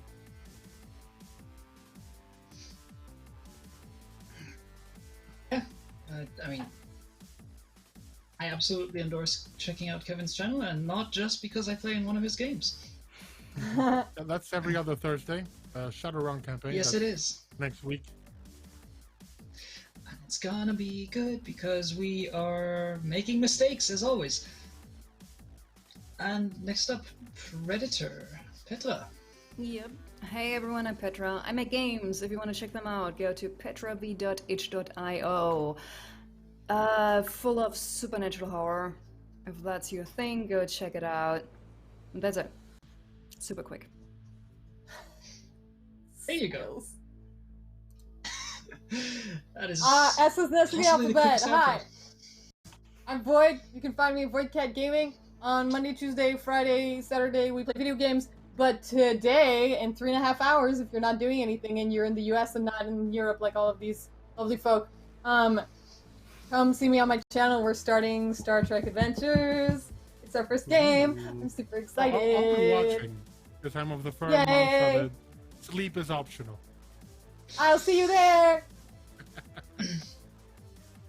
There you go. Yeah. Hey. And Oh, no. I think there are soccer fans What is- outside. Hello. oh, I was gonna say. The I'm not Dominion used to found the- him. I'm Those not used to people on the soccer frigate need to zombies shut up. thing. Yeah, I'm Zane. I am from Sword and Quill, variety gaming streamer, but mostly or focusing on TTRPG actual plays. And we're gonna kick off a new show this Sunday, Lancer, at 4 p.m. Central Europe time. So if you like sci-fi, mech fighting, rock and roll action, tune in. It's gonna be fun and hilarious, and also my first time with that system, and I can't wait. It's gonna be awesome. I'm gonna DM that, so yes. yeah. Well, I mean, one day I still need to play Lancer myself. It is sadly not this day because I'm not part of that campaign, but you should all check it out anyway. You should check out Zane anyway because, like, as with everyone here, this is a cast of wonderful human beings, and I encourage you to support all of them. I myself, I am Diane. I am Balrog1911 everywhere. Mostly, don't search too far down that rabbit hole on Google. There were some terrible things let's just say I'm not entirely proud of 14-year-old me. So checking Google, got it. Oh, don't worry, you won't find the worst parts. You're muted, Void, by the way. But yeah, I stream on my own channel on Fridays and Sundays. At the moment, it is basically just video games. On Sundays, it's usually Soulsborne because reasons, and on Fridays, currently I'm going through Alien Isolation with sound alerts turned on, which has been used for... I did not expect them to be as effective as they are, but when you people wanted time more it jump right, scares. yeah, basically, I wanted to take a game that is already the only game that freaks me out this badly, and I wanted to make it worse. And it worked, and I actually enjoy it. Although, oh boy, it's an adventure. But yeah, like I said, I stream on Friday and Sunday nights European time. On Wednesdays, I am here on Weave the Tale. On every other Thursday, I am on Kevin's channel playing Shadowrun with my rigger, who is like the number of drones is just going down and down and down. It's an expensive And now time. a whole complete identity, a fake identity, gone. Yeah, 3 of them actually. No, 2 of them. 2 of them gone. But yeah, it's an interesting time. And in the meantime, I urge you also to check out all the other lovely shows that are here on Weave the Tale. We have some fantastic casts going around. Last night we had Asunder. And yes, indeed, someone said Shadowrun.